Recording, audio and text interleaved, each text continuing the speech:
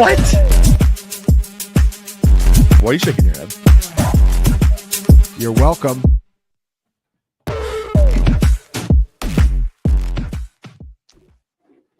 Tuesday night, and if you're listening to this via podcast form, first thing, it'll be Wednesday morning, and good morning to you, or whenever you're listening. I'm happy that you're choosing to listen to Dynasty Points, the most downloaded show on the Fantasy Points podcast network. You know how you can keep that going? If you're listening to this right now on the Fantasy Points Now feed, head over to the Dynasty Points feed for this episode and every episode. You get the Dynasty Points market report Friday morning. It goes on the Now feed on Sunday morning, so you get it a few days earlier. It helps us continue to grow as Fantasy Points changes its focus to podcasting a little bit more in 2025. Just branching out even more content for you. No Lucas today. Lucas is under the weather, but don't worry. The three of us have got this locked down. Jacob Sanderson, Ryan Heath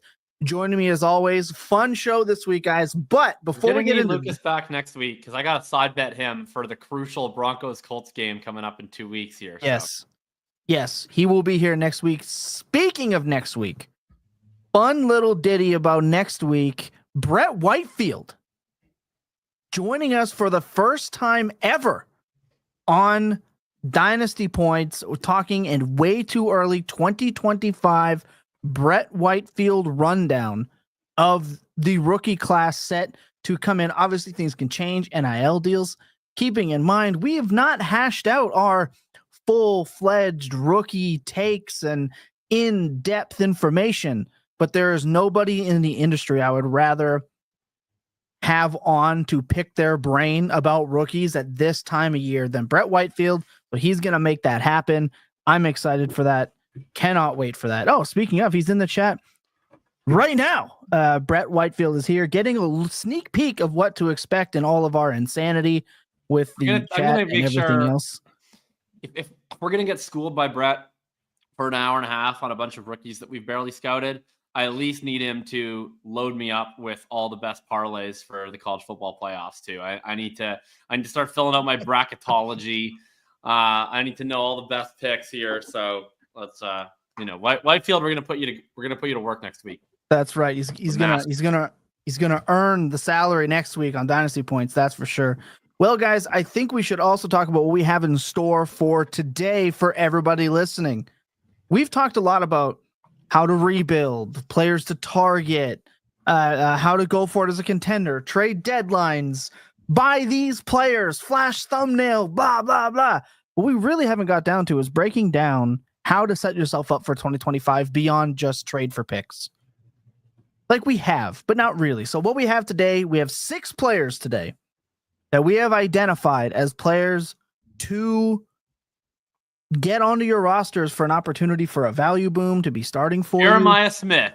Yeah, every rookie possible, 100%. That's the 2027, if I'm not mistaken. Yeah, I know. That's why I need Brett's stakes on the current grade 10s. I want to have his stakes on the 2029 rookie class. He'll have. I bet he'd have scouting. Is he scouting junior high? Is he scouting any grade 8s that are popping for the 2031 class? Brett says he's going to try to come prepared. I need your best. I need your best 2029 wide receiver 1, Brett. That's what I need you to come prepared with. So with that today, that is what we're hitting. We are hitting on a bunch of players that we love to either gain value or be in your starting lineup that you can buy very cheap. I see questions here in the chat. Cannot wait. Love all you guys. Thanks for tuning in. Again, if you haven't already, hit like and subscribe. All that helps us algorithm after the show. Leave a comment, etc. Let's dive right into it. Long enough on the introduction.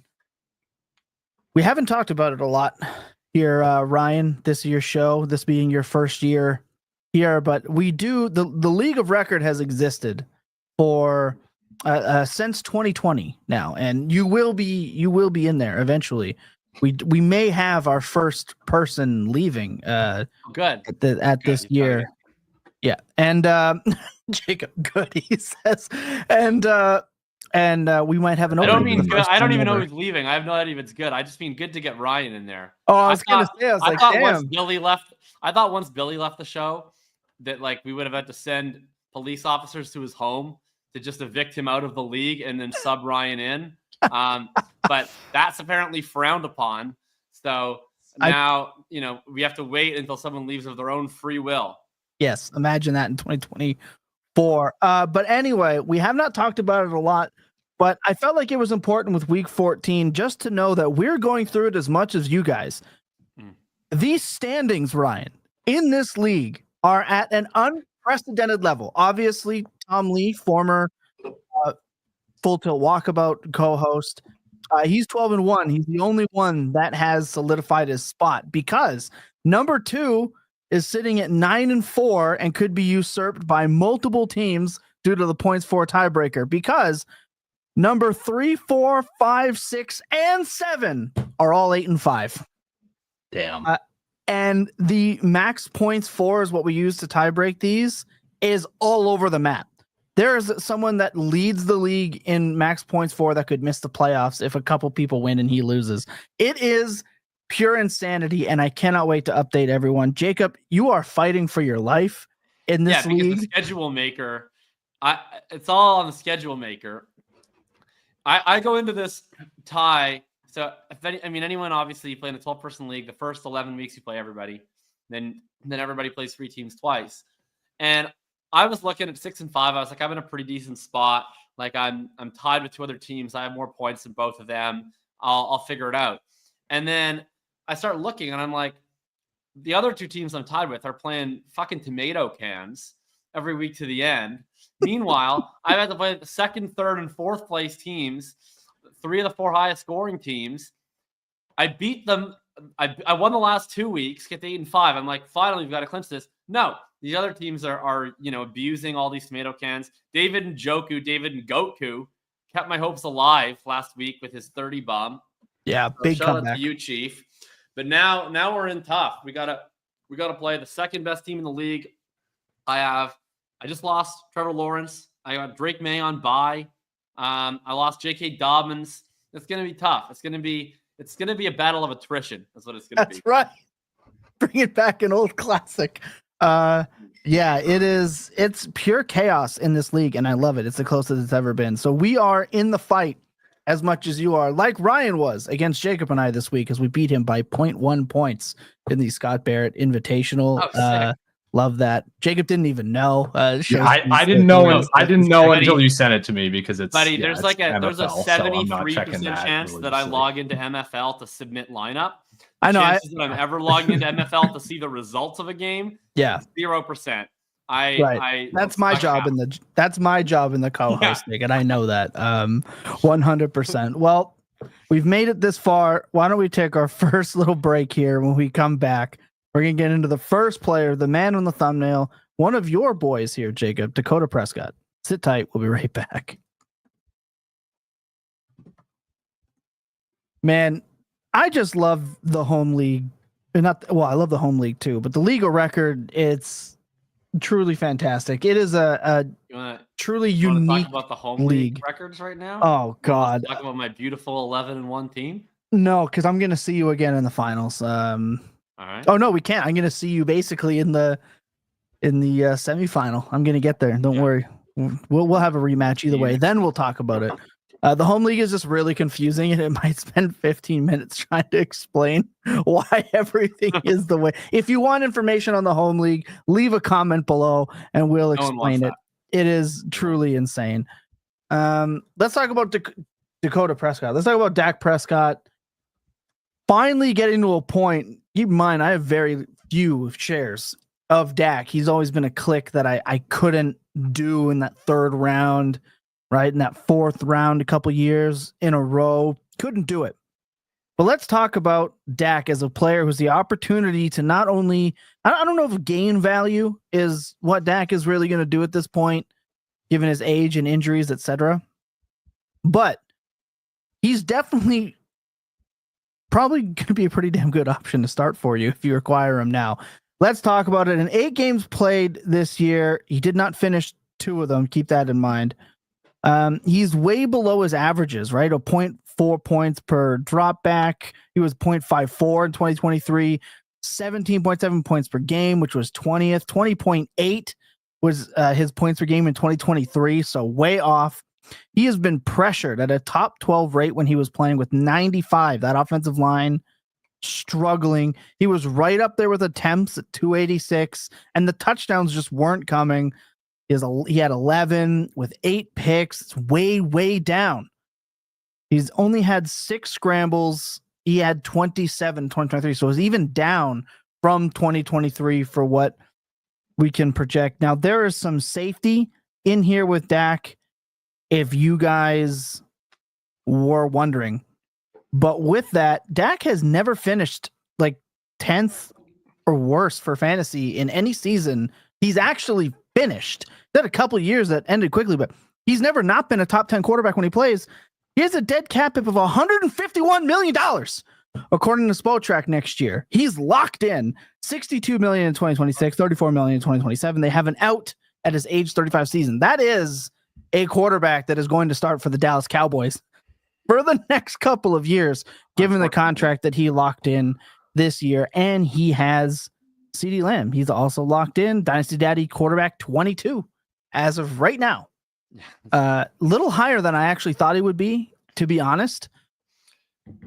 But that's one of the most insane valuations in the market. I mean, I get that he's not playing, but especially coming into this part of the year, you know, especially if there's probably more opportunities to have your 2 quarterbacks back. Age at the quarterback position has always been pretty overrated. If you just think about the age curve at quarterback versus other positions, and especially high-end quarterbacks like Dak Prescott, think about like a Bijan Robinson's career right now. He's in year 2. He's thought of as a very young player. He is a very young player. You know, what do people see as the timeline for Bijan Robinson's career? Probably, you know, 3, 4 more, maybe 5 more years of his prime, probably a couple of years after that of still continuing to be fantasy relevant. That's a pretty similar realm of career to what we're looking at Dak Prescott as a 32-year-old quarterback, where you could easily envision, you know, 4 or 5 more years of him in his complete prime and another couple of years on top of that as potentially a QB2. So I think people often get caught up in the relative age in terms of where they're at in their career and how long they've been in the league. And they don't just think about like how long it's going to take in the context of your dynasty league for some of these guys to age out. Dak's always been rock solid for fantasy. He was like a top 3 MVP candidate last year. Basically, if they go up to Buffalo and they beat the Bills last year, I think there's a decent chance he's hosting an MVP trophy. Yeah, this has just always been the case with Dak Prescott. I've definitely talked about the cycle of Dak before on this show. He continually alternates between either people viewing him very positively, talking about, why would I spend up for Herbert? Why would I spend up for Burrow? Why would I spend up for X? I could just have Dak around cheaper. And then all of a sudden it's, why would I spend up for Dak? I can just, you know, go get Stafford. Why would I spend up for Dak? I can just go get Cousins. That's been his entire career. There's been stuff like that. Whenever he's in that latter camp is when he's a great buy. I think he's a great buy now when he's injured. I wouldn't be surprised if he's still a great buy next year in startups. We've seen him slide in startups before and then rebound his value immediately. And the nice thing about the situation in Dallas is, as much as it was not good this year, at least they have the hardest thing figured out, which is CeeDee Lamb is there and he's going to be there for a long term. They obviously need skill players outside of that. This Brandon Cooks, Jalen Tolbert, Rico, I mean, it's ridiculous. Like, enough already. But you can find viable above replacement level wide receiver 2s and 3s. That's a lot easier to find than a CeeDee Lamb is. Yeah, 100%. So then, Ryan, my question for you, I'm looking at some of the trades right now that, again, this is from all November. This is Superflex start 10, right? 0.5 tight end premium, 12 team. This is what we base all of our trades on because this is what we play in most often. If these league settings don't fit your criteria, you can adjust. The process still pretty similar for all this. Obviously, if it's one QB, this entire portion might not be for you, but hopefully we can get to you with something else. And just Ferris wants to remind you that, you know, round 4, Jonathan Mingo was a thing for the Cowboys. Let's not forget that. Ryan, I'm going to run the first trade by you and to see what you think here. Now, this one tugs at my heartstrings, but Dak, a 2026 first round pick, a 2026 third round pick, and Kyler Murray, I should say. Where did the or? Where was the or it's inserted Dak, there? Sorry. First, the third, or Kyler Murray. I know I read that really odd. Okay.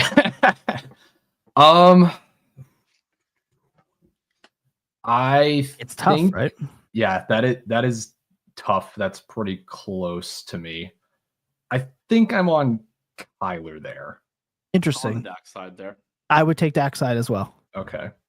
So why is that kind of like is that your quarterback like limit for you there? Like I see some other ones here that I think are egregious, but this one to me was like the perfect one. Why are you still so strongly with Kyler? That's the thing. Jordan wants to know, is your team good? I'm basing all of these on the team trading for Dak is bad. Like I'm just going to assume that it makes context to the team that you're on. Correct. So as far as why Kyler, I just feel that and this is kind of a tendency I have team building that I think neither of you guys have so much is I feel very comfortable in terms of like I'm getting my elite QB, right? And you can definitely come back and say, well, Ryan, that elite QB in terms of value certainly does not always actually translate to elite QB in terms of actually scoring fantasy points, right? We've seen that plenty this year. With Kyler. With Kyler at times, he's had his games too, but yeah. So we got him QB 13 right now, right? Yeah. In terms of score, yeah. So I don't know. I don't know. Maybe I'm talking myself out of this one at kind of as we go. But honestly, no. We'll turn this into a lesson. Me saying that instantly, that's actually why you should buy Dak Prescott right now. Because right now, when you see Dak Prescott like in your trade offer, or if someone gets a trade offer for Dak Prescott, they're looking at Dak as like, okay, like he's the old guy. He's not scoring fantasy points right now. Kyler is the comparatively younger guy. Like I think of him as more mobile. Like that seems like really good. Seems like he should be a lot higher value. But yeah, when we actually turn the cards over, so to speak, is Kyler going to outscore Dak in like 60% of the time for next season? Is like if you want to put wherever you want to put the chances there, it's not that far off of the value of a first round pick, the value of I know that Dak is going to be playing very likely for at least a similar period of time as Kyler. So yeah, I think you're right. The more I think through it, the more I think I'd just take Dak. Yeah, you guys don't see that as like in my head, I just am thinking of it as like a value loss, but it probably isn't, especially by the time. I don't see it as a big value loss. Yeah. I'm higher on Dak, I think, than most people, obviously. And probably a little low on Kyler. I mean, when he was injured, I was like well above the market on Kyler. But it seems like the public sentiment on him has really improved from where it was a couple of years ago. I'm not sure his play has particularly warranted that improvement. I think he's been kind of what he always is as a real-life quarterback, which is, in my opinion, a roughly average real-life quarterback. I don't think he's at any risk of being out of the NFL in short order or anything like that. I don't think that he is one of like I wouldn't put him in my top 10. I'm not sure if I'd put him in probably on the edges of the top 15. And then as a fantasy asset, you have to go back to 2021 when he was a top half quarterback one. And this is in like the standard quarterback scoring 4-point, which is obviously a more favorable scoring environment for Kyler than if people play in 6-point or other passing juice leagues. Comes back 2022, 7th. That's when he gets hurt. That's when his season gets disrupted. Since the injury, year one back was QB 11 last year, QB 13 this year. So there's certainly a floor to Kyler Murray, absolutely. But it's been a while since we've seen the fantasy ceiling of Kyler Murray and on a sustained basis. And it's a little hard for me. Like Kyler Murray, based on how he used to score, is obviously like when you think about it, it's like, oh my God, like you're comparing Kyler Murray to like a Baker Mayfield or a Jared Goff, and it seems preposterous. And I would rather have Kyler Murray than those guys because we've seen a much higher ceiling for him than those guys. But like you look at how they're scoring now and over the last couple of years, it's not really that different because they play this ball control offense. They don't run Kyler at the goal line. And I don't view Kyler much differently than some of these other kind of like clearly good enough to start in the NFL, but non-elite quarterbacks in terms of, do I think this guy's playing for me at 37? Do I think this guy's immune to massive disruptions of his value? So I think I've been kind of steadily moving Kyler Murray down in my rankings, and it's certainly in my perception. I would struggle to like afford him more than like a 2 first valuation at this point right now, I think. I do want to add this just quickly because this was like what I was starting to build into like the pro Kyler case, but I realize it's more of like a redraft take than something we should probably be putting into like our dynasty valuations. It's more like, oh, this might be a thing that's happening. I don't have a lot of confidence in it. But I will say the 2 games since the Cardinals bye, they've actually gone a lot more pass heavy, especially in terms of pass rate over expectation. They've been above a positive 9% in each of their last 2 games. Literally 9 out of their first 10 games of the season, they were at a negative PROE. I don't know that that's going to sustain. From what I could find, there was nothing like from Petzig or anybody in the media saying we want to be throwing the ball more, unless you count like we want to get Marvin Harrison Jr. more involved. I guess that's one way to do it, is to up the drop back volume. Yeah. So that's just a thought. Like we could, I wouldn't be that shocked if they're dropping back a lot more for the rest of the year. Does that make me feel all that different about Kyler Murray as a dynasty asset? Probably not. But yeah, it was just things running through my mind that I thought were decent to share. I think the point of that trade not discussed enough is the 26-1. There's ambiguity with that 26-1, and if you're rebuilding, you can't replace that type of asset, right? That 26-1 becomes the most important asset in that deal, probably in that 2 years to see where it falls. So that to me, right, you're getting reasonably replaceable production. And then that first that you're going to, again, you're never mad the year that first becomes like the year, right? You don't look back 2 years ago and be like, man, how did I get this stupid first on my team? So that to me is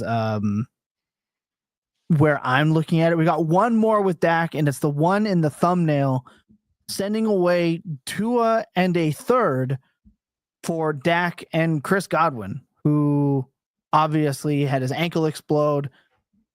This one is a little more interesting to me, but I view Dak and Tua like the same when they're healthy and playing. So let's go. You obviously are going for it at this point. Those 2 guys are hurting on IR. This works for a rebuilding team. Are you confident enough sending Tua away? In that, I think I am. Yeah.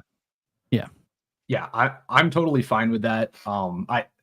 This one seemed less close to me, honestly. And maybe the reason for that is I think just we've seen elite production out of a Chris Godwin in the fairly recent past. I think we can quibble over how likely is it that kind of this perfect storm of him being featured in this design target role and him being healthy and all of these factors coming together happen again for him, especially next year or the year after. Like, who knows what this team and this offense looks like 2 years from now, if that's when he's actually healthy in 2026.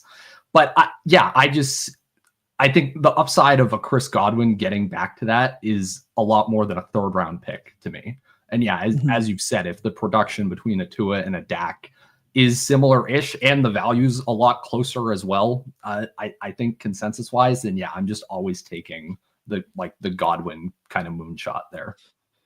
Yeah, I wish I knew what team Chris Godwin was going to be on next year. It's Tampa Bay. Yeah, I mean that would be nice, right? That's certainly what we want. Yeah. It's the variables of because I think Chris Godwin he's a unique receiver, and I think that's why we've seen such swings in his production to such a high ceiling, but other years that can't match that. Is he's a very good receiver, but he's very good at a few specific things. but he does have holes in his game that are different than some of the other receivers he's been valued similarly to in the past or produced similarly to in the past, where he's not just the wide receiver that you just kind of line him up thoughtlessly at X and let him go win. You know, he can do that, but it's probably not going to result in a league-winning season. He kind of needs to be that F slot receiver and playing in that sort of Cooper Kupp, Amon-Ra world to be a like 18 points per game league-winning guy. And I think I still take that side just because, like Ryan said, like really Tua and Dak, they're going to produce similarly. Dak's had a much higher fantasy ceiling, but I think going forward, they probably produce similarly. And all you're buying with Tua really is years. You're just buying like years that really are out into the future.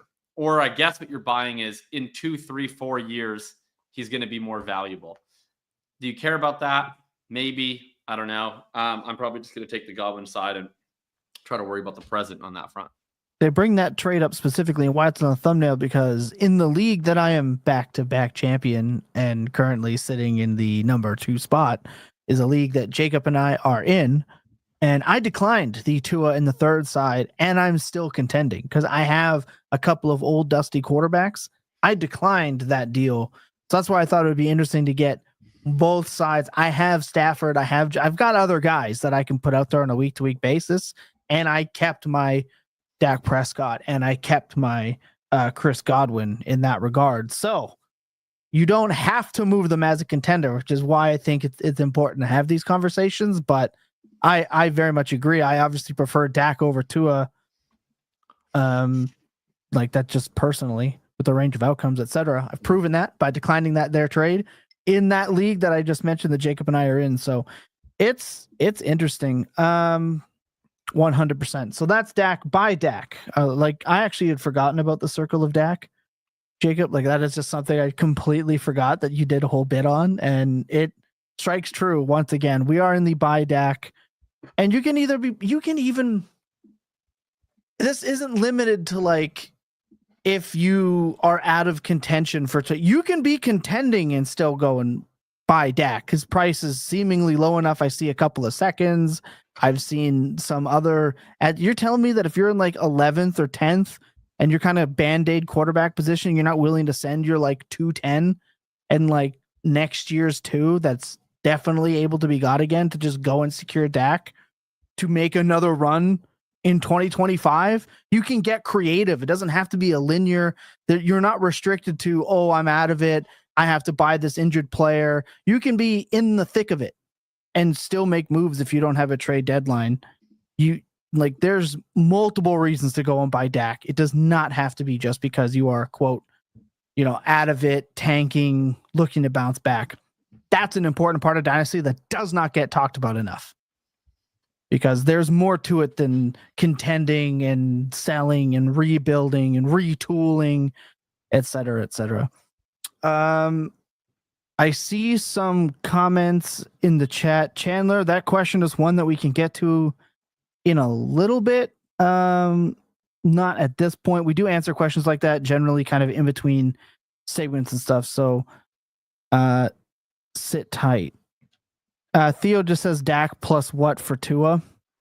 I'm not making that deal personally, but again, the trade on the thumbnail, right? Dak and Godwin for 2 and a third. It's totally reasonable. Like that's a totally fine trade to make. I'm just not making it. I like my bet on the player specifically.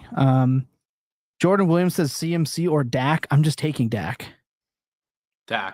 I'll just take Dak. I traded. We should talk about CMC though. I mean, we could talk about CMC. That's the hot topic, Dynasty guy, right? I mean, what do you guys? I will just say. Did someone say in the chat earlier? I think someone had put in the chat. What would you trade for CMC or? You scroll up and have a look. I will just say, like, I traded Tyreek Hill and Jameis Winston for Dak in the League of Record, and we talked about that on the Market Report pod. Like, I'm just taking Dak for these aging elites because he's a quarterback. He's got the value. I need him. And just for the most part, I'm willing to take that bet. Yeah, I'm easily taking Dak there. First comment of the night, Double D. And I think this is the guy that deserves the discussion today. He was first. am I crazy to want to buy CMC on rebuilders? What do we feel is an acceptable risk wise to pay? So I'll just like, yeah, I think it's the chance. I think it like, because one of the reasons I was super aggressively buying CMC like years ago, back when he had his first bout of it being injured all the time, was that there was still, I thought, and proved correct, a pretty good prospect of rented production, as in you buy CMC while he's injured, you get him back, he produces a ton of points for you, you get to enjoy those points. At the time that he's producing all of those points, he puts all of his crippling injuries into everyone's rearview mirror, and all of a sudden he might actually finish the year more valuable than he started the year. And you might be able to basically just rent a season of league-winning production and then sell him when the dynasty market's assumptions about his health start to tilt back towards the pendulum of optimism in CMC's continued of health. And, we really saw that. CMC was regularly being drafted this year in the mid to late second round of startups, coming off of 2 consecutive healthy years. So, we weren't very in on CMC this year at that tag. No. I think that the bet this time is fundamentally different in that he's now significantly older than he was then. Like you look at like how Barkley's dynasty value is this year, right? Like it's high, but it's certainly nowhere near as high as what CMC's was at his absolute peak the last couple of years, or at least I don't perceive it to be. And that's just once you're at a certain age at this point, like CMC coming back will be a little bit more like, maybe even more than Barkley, more like even Henry, where it's like, I'm enjoying these points, but like if you think of how Derrick Henry gets treated right now in dynasty leagues, oh yeah, like you're gonna need to cough up a 1 to buy him because no one's gonna send him for less than that. But a lot of the leagues that just results in him not even being moved because there's not that many people that are looking to give up more than a late 1 for Derrick Henry at this age range. So I think if you're buying CMC, the key is you're just making a bet solely on how much is it. How high do you think the ceiling is on his production? How long do you think it's plausible he can sustain that production? And is whatever production you get like worth whatever you're purchasing? And just make that purchase knowing you're never going to see these assets again. Like, I don't think I don't think you can buy now thinking I'm going to buy while he's low, and then I'm going to sell while he's high. You're just buying, and then you're just going to accept that he's going to produce maybe. And then he's going to get hurt maybe. And for some period between that, hopefully he'll score a lot of points. And you hope that those points are worth more than whatever asset you shelled out. So to me, I think that comes in like like I probably wouldn't just send a late 1 straight. It would either be like a very, very late 1, like literally the 112, or like the equivalent of like 2 seconds of value.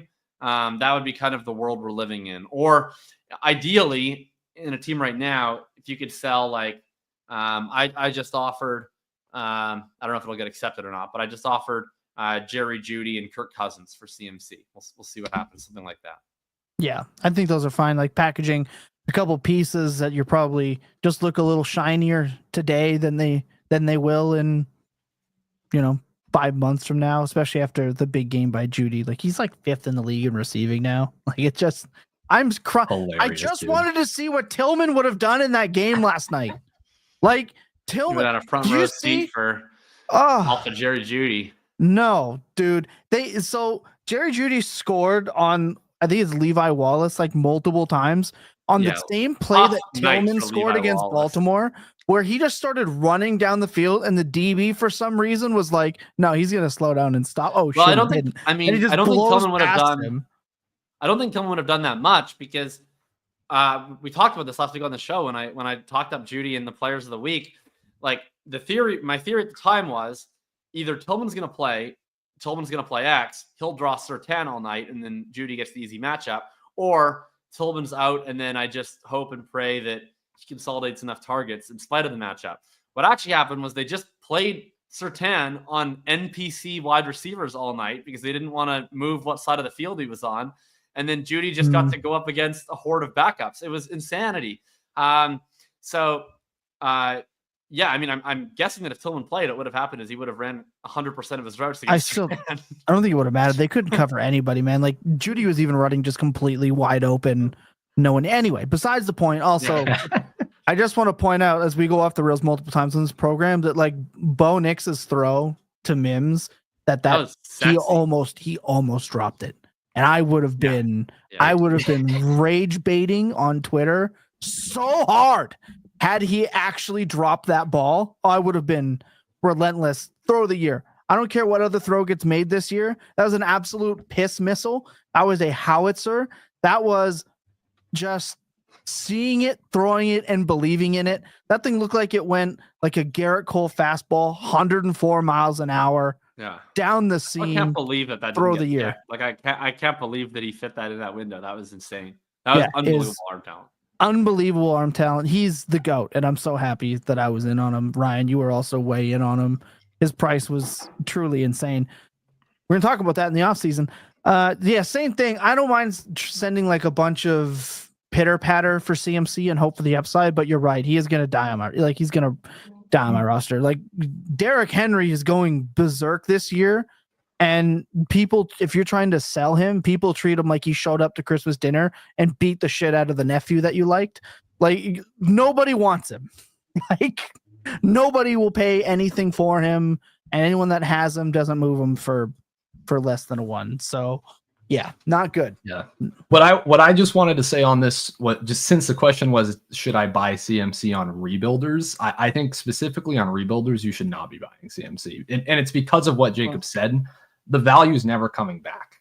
Like if your goal on a rebuilder, especially with an older player, is I want to pay a cheap price now and be able to flip it around later, you should not be buying CMC on any team that you don't think is in a position to benefit from the points that he's hopefully going to score. Yeah. And I mean, personally, maybe I'm just like less optimistic on the health stuff, or I'm an even bigger ageist than anybody else on this podcast. I'd be at like a 2nd round pick in terms of like the value. Oh man, I'd be buying off of you. Okay. That's fine. It depends what you mean by rebuilder, right? Like if what you really mean that's is the like caveat. Reloader, as in like you suck this year, but you're planning to compete next year, like then I'm in on it. Yeah, but, that's fine. Yeah. But yeah, if this is like you just tore down your team and next year is going to be a year of pain, you're gambling. You're flying way too close to the sun. If you're a natural, if you're like playing the like CMC needs to come back just so I can sell him for 20% more, like get out of here. Yeah, like in week 3. Yeah, that's good luck. If you're a natural 101 or like a natural 102 type thing, he's not going to help you at all. There's no value in trading him just to keep your picks and stuff. But I still think there's something to be said for sending, like you just said, Judy and Cousins and some other mishmash veterans type deal. Should we talk about Judy? I mean, you're just treating him like he's a mishmash veteran. You're not buying the Jerry Judy renaissance? No, he had like 17% of his career production in that game. Yeah, what about just a little bit? I'm in for a little bit, but like, I don't think Winston's on that team next year. He's gone. They're committed to Deshaun. Sure. Yes. No, they're not committed to Deshaun. They're not moving him.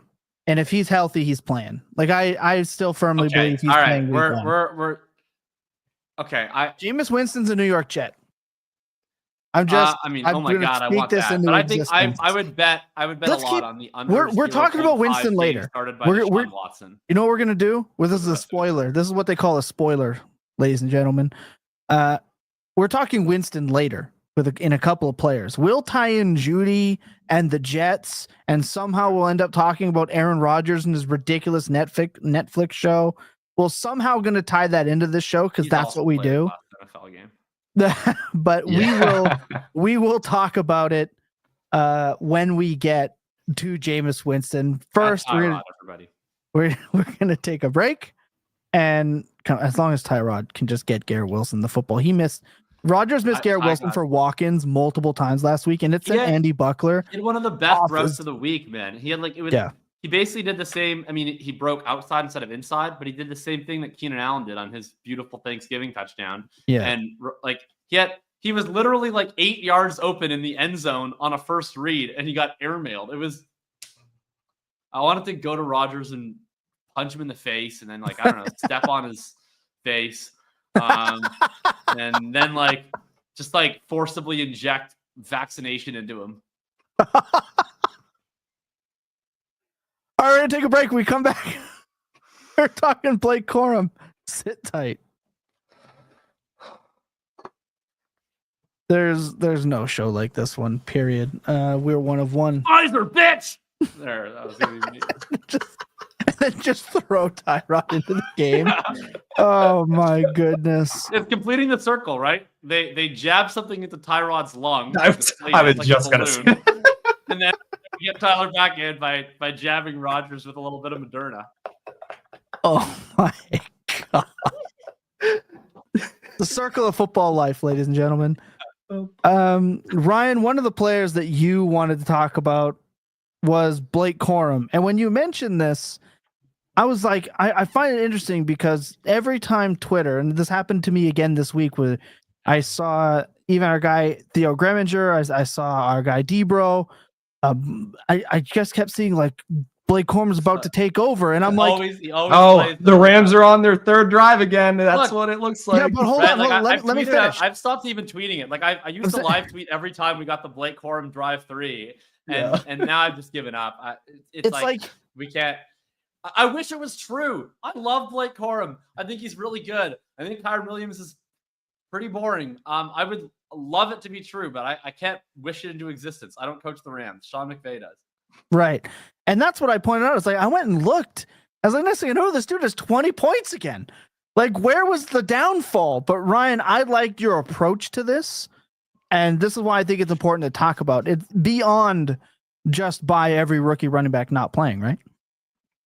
Yeah, exactly. So I guess first to lay the land, just so everyone knows what we're like memeing about, is every single week, Kyren Williams starts the game for the Rams, plays the entire first drive.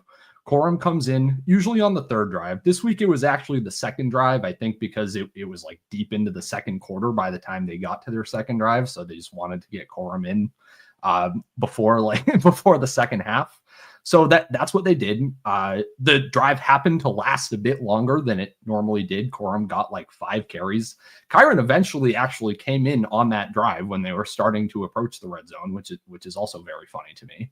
And then you look at Twitter, you realize, okay, everybody is saying Kyren Williams is losing his job. I read this every single week when the Rams play at approximately this time in the game. And then was basically Kyren the rest of the way after the second drive. 14 of the 17 carries, over 100 yards, got the touchdown, all the goal line work, everything you expect from Kyren Williams. But this kind of created like a light bulb moment for me, which is that, we are hit with the reality of Kyren Williams every single week that Twitter gets excited about Blake Corum. I don't even get excited anymore. Yeah, the worst nickname in sports. It plays out on your screen in front of you and hits you in the face of, okay, it's still Kyren Williams. In the offseason, like in March or in April, when Sean McVay says anything vaguely positive about Blake Corum, like, we love how Blake Corum has been doing in OTAs, or we really are glad he's in the building. We feel great about our running back room. Whatever it is, there is no football reality. I just cannot. What's up? You feel great about your running back room. I caught it too, and I wasn't going to say anything, and I saw Jacob's face right away, and I was like, oh, he caught it. Carry on. No, it's okay. I just, I'll let you guys have your moment. I don't need to give my detailed. No. We want to hear detail. Go, it was in the moment. My Blake Corum, I guess. Not yeah. No, that's not. So anyway, Blake Corum. The running back room is looking great with Blake Corum. That's what we're hoping to hear Sean McVay say. As soon as he says that, there is no real football being played in April to hit us in the face with that reality. And the dynasty market is just going to react as if we don't have to care about reality, because you don't in April. And it's going to just be everyone projecting at the very least, oh, Corum's probably going to open the season at worst, like in a 50-50 committee with Kyren Williams. This guy's so much better. McVay loves him. Listen to that. Because I think that's what we want to do every single week. If there was any one week where Kyren didn't come back in the game or only came back in for 50% of the snaps, Corum's dynasty value would double instantly. So yeah, I don't have any conviction whatsoever that Corum's going to actually take over any real opportunity share in the Rams backfield at any point this season, but I don't think it matters. I think that's the easiest kind of value bet you can make right now, because nothing can really go wrong with it either. It would be very surprising to me if the Rams added even further to the backfield. Kind of what can go wrong to nuke Blake Corum's dynasty value between right now, I guess, short of him getting injured in the next month, very severely. What can happen to nuke his dynasty value between right now and week 1 of 2025? I don't think that many things. I think it can only go up with what the community thinks of him and what they want to happen. Well, look right here. Keith, it's hard to believe that Corum is going to be a 10% touch guy for the rest of his contract. He is, so long as Sean McVay is deciding that Kyren Williams is the guy, because that's what McVay does. He wants a bell cow running back, but that's just it. So there's already this hope narrative, which it really, Keith, we love you, that it really just proves the point, really. I got more hope for you. Half of it is real hope, and the other half of it is false hope. The false hope part is how many years has Kyren Williams been in the NFL? This is year 3, right? Right. No? Yeah. How long are contracts? Rookie contracts? 4 years. What does every dynasty manager do with any running back over the age of 23? They're like, every dynasty manager thinks that every NFL team who employs a starting running back, that they base their entire offseason plan around how to no longer employ that starting running back. That is just how every dynasty manager thinks. It's like, oh man, they can get out of this contract. They don't have to re-sign him. When they let him walk, it's like nobody ever actually lets these guys walk. But yeah, definitely talk about that. I think the modal outcome is that they re-sign Kyren Williams, but we just saw it happen to two guys. Right. But so I'm not saying Kyren's going to walk. I'm actually saying quite the opposite of that. But I think that you will get that narrative starting out there in the world. That's the false hope part. The real hope part is all the early season bullshit with, Ronnie Rivers playing over Blake. That stuff's done. Corum is obviously the number 2 running back right now. He's the only other running back who ever sees touches. He's been an all-purpose running back at Michigan. He's handled a ton of volume. He's in a system where they want to have one guy handle all the volume. And I mean, I'm a big Corum fan, so maybe it's biased, but at least in recent weeks, I thought he's looked good when he gets on the field. I think he's looked more than capable enough where if Kyren Williams goes down, I think he would step into a very Kyren Williams-esque role. I don't think that they have another guy. I don't think that they need another guy. I don't think that they want another guy. So at some point between now and the end of next year, just statistically, it's pretty likely that Kyren Williams is going to miss a game at some point. And when he does, I think everyone's going to be very, very excited about starting Blake Corum. You're going to get, if you think that 5 touches on one drive in the second quarter is getting people excited about the Blake Corum takeover, imagine Kyren Williams sprains an ankle and Corum plays for a whole month and he averages 18 fantasy points per game, which is pretty easy to envision because they'll probably just give him 90% of the snaps. I mean, at that point, everyone is going to be writing the can't put the genie back in the bottle. It's going to be 50-50. And I mean, I think that is the only path where it actually is plausible to be 50-50 is if they actually see Corum do it for a month and they become comfortable enough with him. Even if that doesn't happen, that's where people start to really talk themselves into it. So I do agree that there's the bottom can't really fall out here. Very safe buy. I think he's a good player. And I do expect that you're going to have some sort of window where you're going to be able to start him and get a lot of points and get a bit of a value bump just by virtue of the chances that Kyren gets hurt. Blake Corum is Dynasty Daddy RB 37 as of today, which is kind of crazy. Here's a couple of trades. Like we said, this is what we like to do. We like to talk through a player, talk through the takes, really set ourselves up. And then we face the music with trades that actually happen in leagues to see if we're full of shit or not.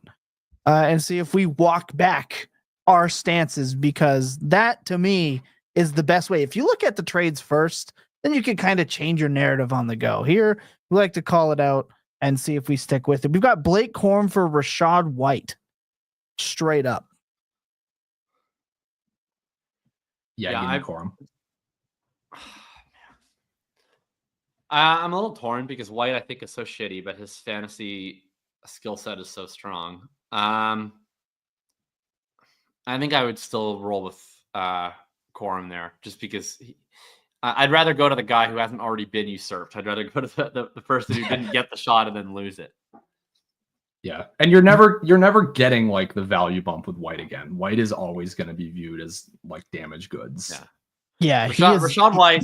We just need to wait. We just need to wait a couple of years until we get second team Rashad White as the third down back and handcuff, because that is like 37% best ball exposure. When Rashad White is when Rashad White is viewed as like the dusty old guy who isn't given any guaranteed touches, and he's just like this really fantasy friendly contingent back, like a A++ version of Darrell Williams. That's the dream. When Rashad White is on the Chiefs as Isaiah Pacheco's backup, that's when I'm like windmilling round 14. Rashad he's a White. future Shanahan.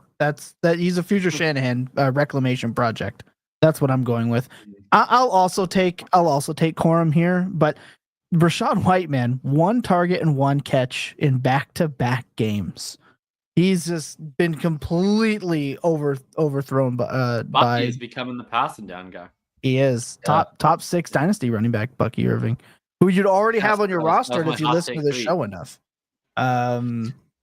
Because we were all about it. I was all about him. Draft all the running backs in the second round. We did the Bucky Chase Brown last week, and both went out and balled. We were both right this week. Yeah. All right, we've got Quentin Johnston or Blake Corum, and Isaiah Likely. And that's pretty easy for me. Yeah, I think I don't even need to add Likely in that. I think I'd just take Corum over Johnston. Yeah. So would I. I don't care about Johnston at all, but it was Corum and Likely for Johnston. Yeah, that's what I heard. What? I would take a used piece of toilet paper for Quentin Johnston. I thought it was Corum or Likely, and I was really torn about that. Your brain had to register for a second, like what that was. The reaction was. Last 2 weeks, I thought we were finally done with the pretending Quentin Johnston was having a renaissance after we watched him drop like 18 balls on Monday Night Football. Nah, Ryan Heath's mentions are still full of people that don't understand what broken coverage is. So. Honestly, they quieted down after that game. Funny enough, which was kind of my expectation. Yeah, good, because I was going to dive back into those comments. When a guy looks bad on a primetime game, it has a way of last one opinion. Yeah, last trade here, and this one's interesting because one player is balling out, and the next one we're hoping we get the chance to. Will Levis or Blake Corum in a 25 third. I'm going with the Mayo Man. Yeah, you have to, right? I've taken the swing. Yeah, you take the swing with Billy Jeans. What about you, Ryan? Yeah, because this is what it is. You're like paying a second for Blake Corum, right? That's really what it comes down to for the most part on the price. A lot of people where you're like, yeah, can I get a second for Will Levis? They're like, I don't really want to pay that for Will Levis. So it's interesting how me too. I did it in the offseason and it's worked out pretty good. He's got a good schedule. I think Will Levis has done enough to skirt the 2025 rookie quarterback class as long as he keeps this up. But yeah, I'm willing to pay that. Will Levis is another guy we could have talked about. That's another guy I think you should be buying actively if it's the price of a second and you're contending. But those are the trades for Corum. I think it's interesting. We got two smashes, one a little bit iffy. We had somebody ask in the chat. Let me look. I think it was Quinton. Yeah, Juwan Jennings, Elijah Moore, and a late second or Corum. I would just take Jennings over everything else there. Correct. Yeah, I am in agreement there. That's a lot for Corum. and taking the shot. Jennings, I think, is going to be good next year as We well. talked about Jennings, I think 2 weeks ago, but We did. You can check that. Pretty Well, I know I'm pretty in on Jennings. Like his usage has still been fine the last 2 weeks. I know that the production has cooled down. One of those games was with Brandon Allen. Next one was in a big snowstorm with a clearly hurt Brock Purdy. I'm still quite in on Jennings. I mean, all we see every week is that Debo looks like, I don't know what happened, but like somewhere fat. He got fat. He looks fat. Somewhere along the line, like he looks like Father me. Time knocked on his door, and he looked Ayuk tore his everything. So I remain very in. Oh, and Pearsall's doing nothing. Yeah, looks like a nothing. So everything, all the stars are aligned for VFL Jawan Jennings. Yeah, Debo Samuel. The entire team is just collapsing around Jawan Jennings right now, and that and as much of it that carries into next year. Yeah, no, I'm into it. Debo looks like me if I were to put football pads on and walk out for like an alumni game for the team I played for. Like, it's not good. Andy was like, why is this dude returning kicks? It's like, I don't know. Like, he looked fine returning kicks till he fumbled, but yeah, it's rough out there for Debo. But I think those are great points. I think we have another player we have to, touch base with again, because he's still kind of a hot topic with how ass Xavier Worthy has been, not the metric. This dude cannot track a deep ball to save his life. But have you considered, who's better than real Xavier Worthy? Is hypothetical Xavier Worthy. Yes. Have you seen all of the deep balls that did you know that all the deep balls almost hits him on? And all the deep balls that Mahomes did hit him on, but he didn't know where the sideline was.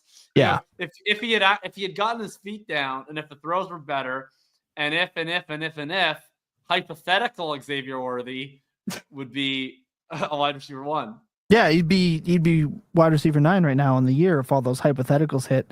He's a hypothetical Hall of Famer, if you ask me. You know that thing that we said he was bad at, like tracking a football? If only that weren't actually true. If he didn't have the awareness of a freshman in high school on a football field, he would, so close. So close. But let's talk about the other receiver that we should actually care about. This is a Rashee Rice update. We haven't really talked about him on the show right now. I was surprised to see where he was on Dynasty Daddy and Keep Trade Cut. I'm surprised he's still where he is with guys like he's ahead of Ladd still, and like Ladd is balled out. So it shows that I was on the right path when I said Rashee Rice would be a second round pick by the start of next year. I think he would have been suspension and all. Here's an update. We'll just refresh you on how good this man was in the 3 games he got to play before he suffered friendly fire. 21.6 points per game, 16.3 expected, 28 first read. That's a 40.6% first read percentage, 0.81 fantasy points per route run, and a 0.188 first downs per route run. It was a legit second-year continuation of his breakout season, cut short by his own quarterback hitting him with friendly fire because he screwed up. And if I'm being honest, the Chiefs have shown me that they need him in the offense. They brought Hopkins, who looks like okay. Hollywood got hurt. Xavier looks like Xavier, and they're relying on a seemingly washed Travis Kelce that looks like I could outrun him in a foot race. I mean, I think Hopkins looks good, but they've lied about how they intended to use Hopkins. Yes. They were saying that Hopkins was going to fill the Rashee Rice role. He's not. Hopkins is actually filling I think what Hopkins is really doing is he's filling the role that they thought they were going to have Hollywood Brown in. Yeah. And then the role that Xavier Worthy failed at, which was the role that Hollywood Brown was going to do. Hopkins is now the deep threat, but one that actually has hands. And that's good for them. That replaces one need that they have, but it still leaves the void, which they're basically using Noah Gray as the Rashee Rice replacement. Finally. Never wrong. Just 4 years early. Here's the thing with Rice is like they need him. Even if he comes back and they bring in another receiver or anything like that, I think he's still a wide receiver 2 with wide receiver 1 upside. But from what we saw, I mean, he was him on this team and how this team went. This was Lucas's pick, so I just have a couple notes from Lucas, champing this out and still getting some content here. for the show. He peaked at wide receiver 8 on Keep Trade Cup before the injury. No wide receiver usurped his role. He settled in around wide receiver 15 since about mid-October. He said range in trades from 26 first to T. Higgins to Terry McLaurin as recently as the last 2 days on Dynasty Data Lab. Range in trades on September 28th, day before the injury, was 3 firsts, Higgins plus first, Brees, Hall. He says, I believe the community has settled on what he is worth and his value right now, making him an easy investment on the year. I agree. I had completely forgotten until Lucas brought this up in the group chat how valuable Rashee Rice was at the start of the year. We're in week 14. I have not forgotten. Week 3 is a long time ago in a football season. We have gotten another player who apparently was already like touted as an RB1 that has fallen off the face of the earth, which another player we're going to talk about later. We have seen new wide receiver ones, new RB ones. We've seen shifting across every ranking for every position in the game. And it can be easy to forget that Rashee Rice is just sitting there on people's IRs and potentially still on contenders that once week 14 hits and they're like, oh shit, it's real now. Like the playoffs are coming. I got to get my winter is coming. We got to barricade the castle here and re-up for the long haul. He might be attainable. Is there any reason why we should not pay his asking price plus some to get it done at this point? Can you name you want to pull up a couple trades? Do you want me to do the trades already? We're already in agreement. He's dope. In theory, I don't have any. Yeah. So this is the thing. In theory, I'm in on the Rice stuff, but I have found myself picking the non-Rice side in discussions I've had about this with people. So I want to get into the trades because I'm curious where we all land. Yeah. All right. Do we care? I'm kind of the same. suspension Like at all? I can't give you any like bad thing. No, not really. I can't really say much bad about Rice. I did just want to remind it as long as we're reminiscing on earlier parts of the season that we might have forgot about. Remember that one week that Marshawn Lattimore like fell over and we had to endure questions about whether Juju Smith-Schuster was in the Rashee Rice role for the rest of the season. That was a fun week, that like week 5 or something. Yeah. Even earlier. Do you remember this week, like 3 days ago, when David Moore was like 34% owned? Yeah, I do. I do remember that because I was touting Adonai Mitchell instead, Jacob. And his name so. Yeah, I played Adonai Mitchell in 100% of my lineups yesterday. Which anytime that I take a strong DFS stand on a Colt, it just like sets me up for even more rage. The process. If he was better than he actually was, he would have had like 2 for 70 and a touchdown. But alas. Yeah. No, Jacob, somehow our like DFS suffering seems to line up pretty frequently because I was in the I was like 85% Adonai Mitchell this weekend. Fantasy receipts let everyone know too. They got us. They fantasy receipted us, if you would. No, not the we'd shout them out and let them know when they're wrong, but they block us anyway. So let's talk about Rashee Rice. We have got Braylon Allen and Rashee Rice or Jonathan Taylor. Rice. Yeah, Rice. Easily. I'm so out on Jonathan Taylor. I'll tell you guys, we were talking about him on Dynasty Points Market Report on Friday. I'm out. I'm getting out off his game this last week. I am out. So out. The problem is like, what can Jonathan Taylor do to perform better and score more fantasy points at this point? He's gotten Anthony nearly every backfield touch. Well, yeah, exactly. He's gotten nearly every backfield touch since Richardson came back. They aren't using him in the passing game. In games the Colts are favored or that they can just ground and pound, sure, it can work. And in fact, probably a decent redraft buy based on the schedule right now. The path is literally just Richardson plays better next year because it doesn't vulture the goal. We are living in 2024, the year of elite rushers with not that much pass game usage, completely dominating next to mobile quarterbacks. Like to me, the prospect that Jonathan Taylor does not have upside because he plays next to a mobile quarterback has been like thoroughly disproven by Saquon Barkley and Derrick Henry this year.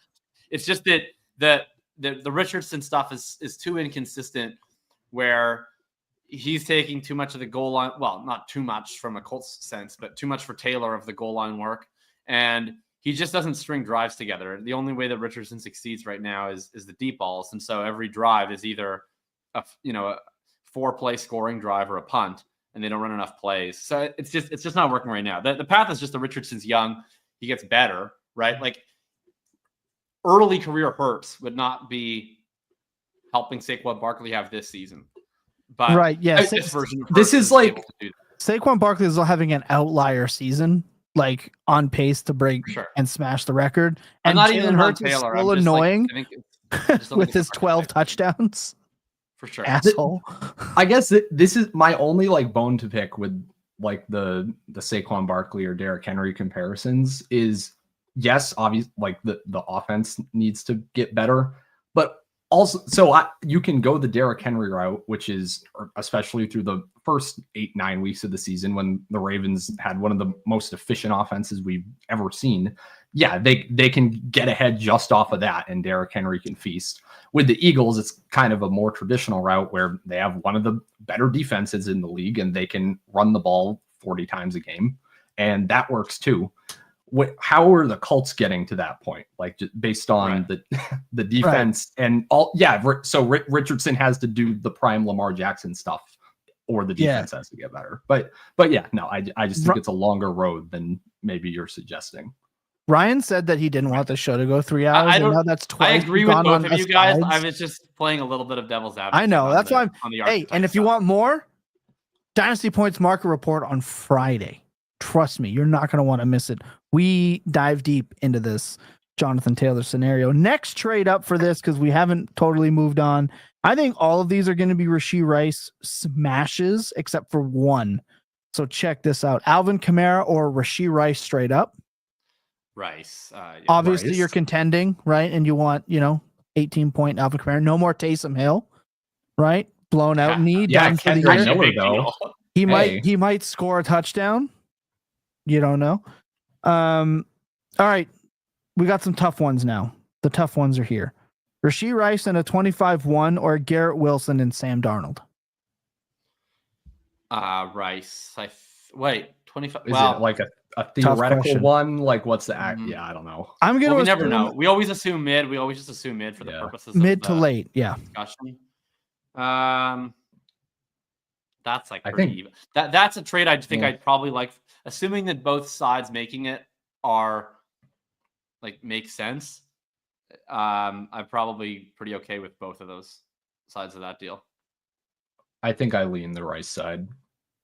Yeah, it's tough. That's where it gets tough, right? Like it's tough when you're talking guys like Garrett Wilson, who again, we're now again in coming on year 4 coming up with just praying for good quarterback play, which is what Ryan said could be a concern at the very start of the year in our dangerous picks episode. It's happening again, which sucks. I mean, I was, to be fair, I was wrong on that take though, because I don't think that's affecting his dynasty value like that much. No. I'm saying like we're still seeing Garrett Wilson for who he is, but yeah. I'm saying it in the terms of like we're again begging for the same thing because we know what we see. We've got one that's Kyron or Rashee Rice straight up. Rice. Yeah, Rice. Agreed. I'm right there with you. And then we have one that's a little interesting. Don't know why this kind of trade get made, but unless this guy didn't have any other picks, but you're making a bet in 2026 where it's a 2026 first or Rashee Rice. This trade is confusing to me. I don't see I don't understand the structure. I think it's a bad, terrible structure, but we're still taking Rice here pretty easily. Yeah, for sure. Yeah, I am too. Somebody said sent a late first and Polk when he wasn't completely dead yet for Rice in late October. Phenomenal. Yeah, you killed it. I'm taking advice from you, brother. That's an absolutely phenomenal job. Yeah, he's at wide receiver 15. Really surprised he's ahead of guys like Ladd and some other of the rookie wide receivers that have actually been good. But yeah, that I wouldn't do. See, that's where I get into it. Like I would be. I would take Rashee over Rashee Rice, and I would take Ladd over Rashee Rice, and those are two that I don't think a lot of people agree with.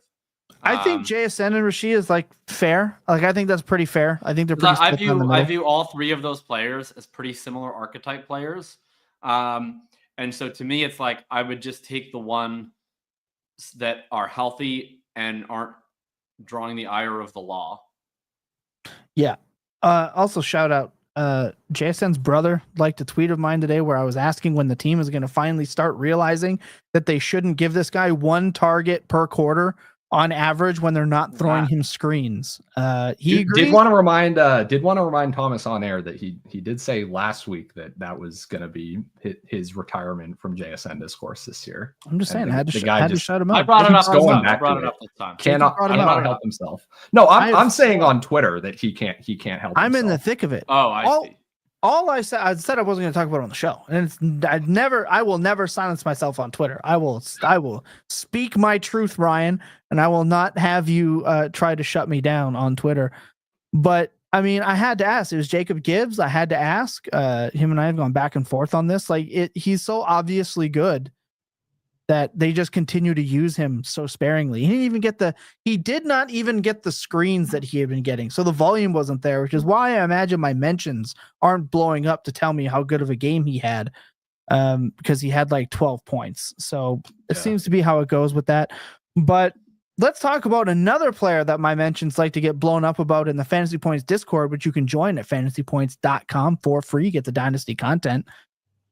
Jalen Waddle, in my opinion, has finally gotten to a price where I want to buy. We talked about him not that long ago, but I feel like it's important to bring him back up because even though he's had two better games, one really good game, like his first knockout game, if you would. Yeah. We know the story with the Miami offense. Jonnu and Achane have taken over for Tyreek Hill, whose ass does not look great, Ryan. Father time allegations have been brought upon the legs of Tyreek Hill. I hate when the guys who hit like the age wall in the season were the guys I was not like saying we're going to hit the age wall in the season. Right. And the guys I had bought into that idea with do not. Yeah, it's been a rough scene for my personal takes on that this year. So we look at I think the Waddle. best thing to do with the age wall is just to not like. I really think the best you can do is just not predict when the age wall is going to hit, and just to the extent that you can derive an edge is to like just know that the age wall is always out there, and just bet against the players that the market is pretending it's not going to affect, and then just bet on the players that the market is more confident it's going to project. Because like. Bet against the market, not the age. Like it's like it's the Harstad. You're just reaching into a fucking bag of marbles. Like that seems to be all it is. Like I don't know that there's much more we can do from it other than that. Anytime that I try, it doesn't work. But that's also why we say as soon as we see the signal, it's time to let go. Like don't hold on, just let go.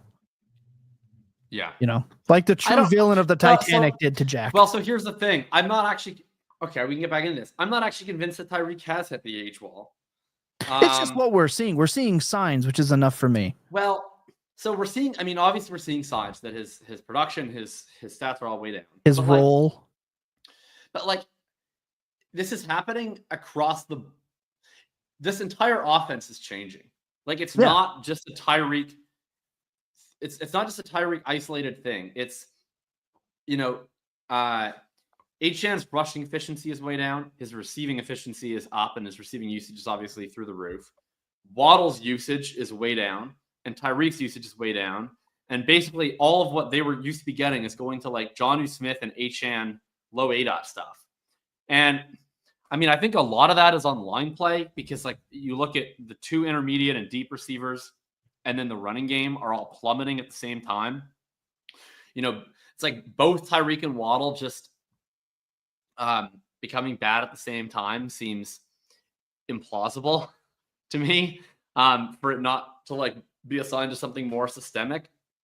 I mean, whether those things change next year, I have no idea. Maybe it's just fucking Jonnu Smith's offense now for the rest of the time. But I don't know. I'm probably going to be very in on Tyreek next season if I had to guess. Sure. It's a good point to make, but we're here to talk about Jalen Waddle. this show is going to go 3 hours, so we keep going aside on players that's not on the show sheet. And Ryan, you knew that could possibly happen, but I am trying. We're not going Not 3 me. hours. It's not me. We're this enjoying time. it. It's not me I'm this along time. for the ride. Just saying. But anyway, we know the story. He's been borderline unplayable, right, as an asset. Way down, 10.4 points per game, 8.4 expected fantasy points, only 14 first read. That's a 16.9% first read percentage, only a 0.38 fantasy points per route run.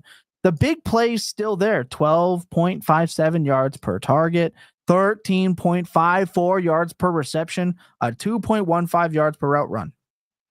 The role in his route running hasn't particularly changed. And yes, Ferris, the Dolphins offensive line is middle of the pack, 100%. But I just wanted to point out that Jalen Waddle's big play, which is what he's been. I've talked about this for years. He gets chunks of his production over a couple weeks of the season. And in between that, you're hoping he could just get through the game. But he gives you, I win this week type production from time to time. And we know that he can do that. That's not changing. He's still young. He has a $31 million dead cap hit to his $19 million actual cap hit. And then that number just starts to go down to the point where he has 11 million compared to his 21 actual. So they save some money letting him go. And then in 2027, he only has $7.5 million in dead cap on a $27.7 million cap hit. So there's legitimate chance that Jalen Waddle might not be on the Dolphins if it comes down to saving some money in 2 to 3 years from now. Not saying it's going to happen, but it can happen. Like we see weird wide receiver trades.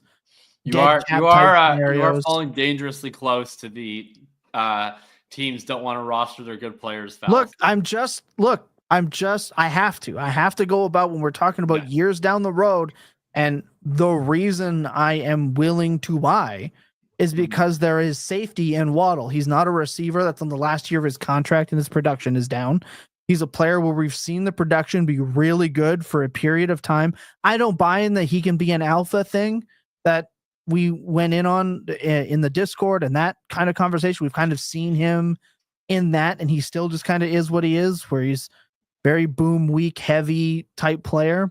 The consistency has never been in his game that I've seen so far. Especially like you're saying, if this is, Tyreek has a bounce back opportunity.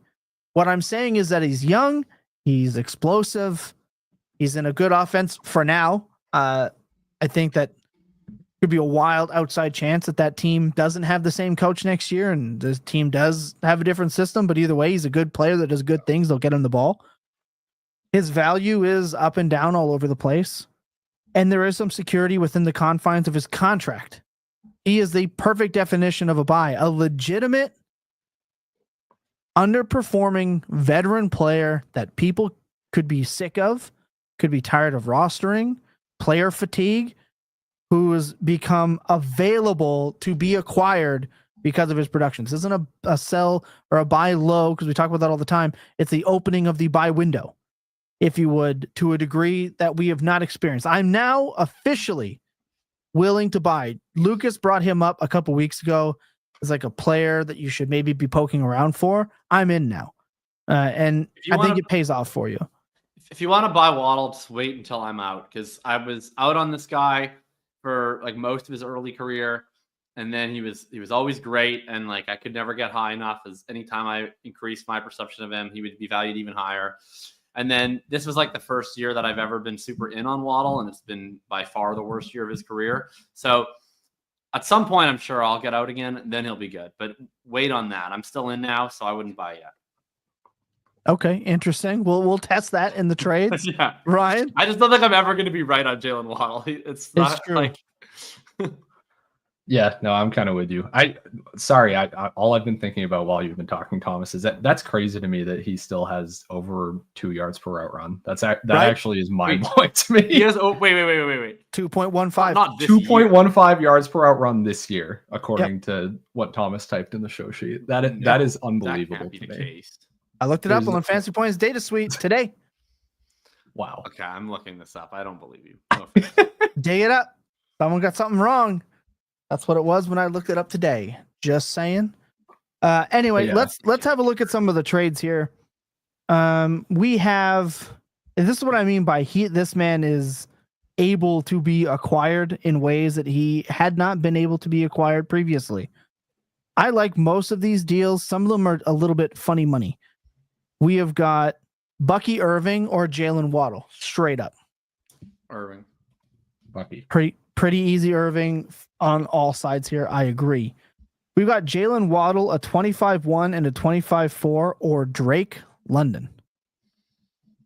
Wait, repeat that.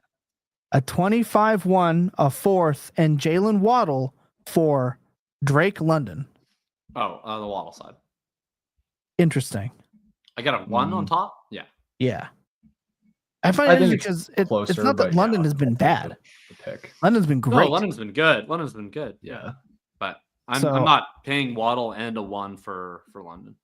Yeah. Interesting. I think I would, but that's interesting. I like that. That's good. It's good that we disagree. I don't understand the boom thing happening in the chat right now, so you have to excuse me. I don't get what Thomas, that is. No, you don't. Oh my god. I don't know what that is. Either. Even I Yeah. get this reference, and I'm the most culturally out of touch person. You're not a fan of the Costco guys? You're not bringing the boom? I don't know anything about I have this. no I've idea never what heard of that this. is. I have Yes, very Waddle obnoxious has been friends who constantly talk about the Costco guys. I'm not a Costco No. guys. Lore We've got Nick. tester or We've got anything. So Ryan, why is it bringing the boom and not bringing the boom? Brian's gonna quit. I think don't know. I can't answer that. I can't tell you. God, you guys in your clam chowder in your room. Oh my goodness. All right. Look, we've got It is legitimately shocking to me that like I always thought that the New England accent was fairly neutral, like the American Midwestern Well, yours accent. is. Kind of. You don't have an accent on any other word except for room. Yeah, I don't know. I guess You're that's just the one. you're not like I can't remember which, but like you don't sound like Matt Wahlberg. Damon and Goodwill Hunting or whatever, or Mark Wahlberg. Like you sound like a totally normal person except for the word room. But I gotta understand these things. We're about to be the 51st state. I have to get to know my fellow countrymen. Yeah, that's pretty funny. Yeah, interesting. It's 1.76 yards per route run. Oh, okay. So we I looked it up. Maybe that stat was like from in the games that Tua played or something. I would buy that. I have no idea. Okay. All I know is I looked it up. That's what it said, and I probably just wrote it down wrong because no one ever pays me to read. They pay me to lead. We've got the touchdown machine who has more touchdowns than rookie sensation Marvin Harrison Jr., Nick Westbrook Akine, and 2 seconds for Jalen Waddle. This trade is insane. Yeah. Okay. Yeah. Give me Waddle. Yeah. Yeah, that is insane. We've got just straight up 2 seconds. We're gonna take Waddle. This one to me is the type of trade that I'm looking to go and do. JJ McCarthy in a 25 third, or Amir Abdullah. That's how you know this team is competing. And Jalen Waddle. Well, maybe if it was Sincere McCormick, we'd have a different conversation. Is take that Labe. By the way, do you guys remember Sincere McCormick was a 5 for 5 answer at one point I do. last season? It was the one that the only 5 for 5 that I won was the phonetic clue for Sincere McCormick. Yep. Yeah. I had that. I remembered that the moment, whatever it was, two weeks ago. Running back Madison synonymous with being earnest. Yeah. Yeah. When Madison and White both got hurt, I'm like, I know who is on the Raiders practice squad right now. I know exactly what name I'm Never writing say in that the the 5 everything for 5 report. is not actionable. That's right. The best, most actionable trivia game in fantasy football. But this one to me is interesting. I would take JJ McCarthy here in an instant. I would. It would be Yeah, a quick JJ McCarthy. If I can send Jalen Waddle right now to whoever has JJ McCarthy on his IR, I'm just doing that.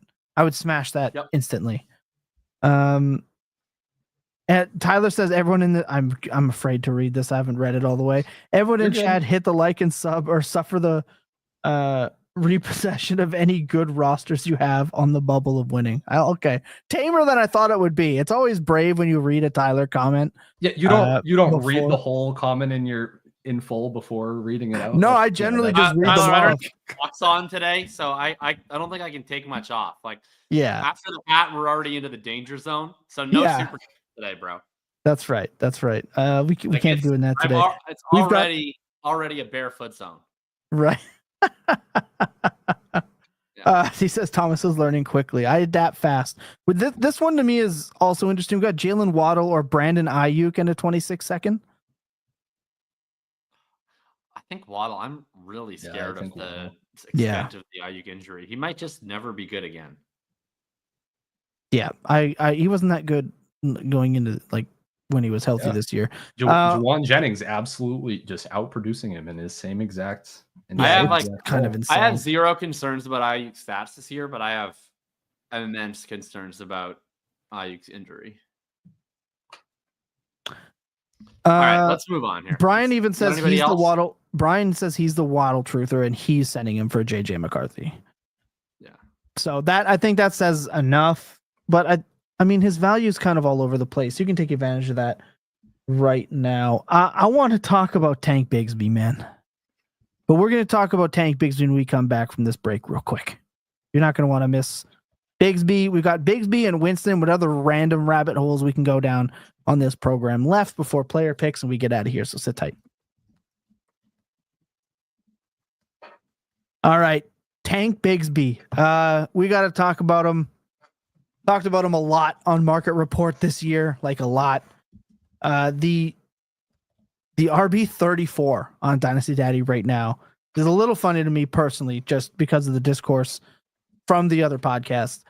But in the tank takeover era of week 4 through 8, Bigsby had people ready for the RB1 breakout coming for the rest of the year. Fantasy managers were very fast to buy Tank Bigsby.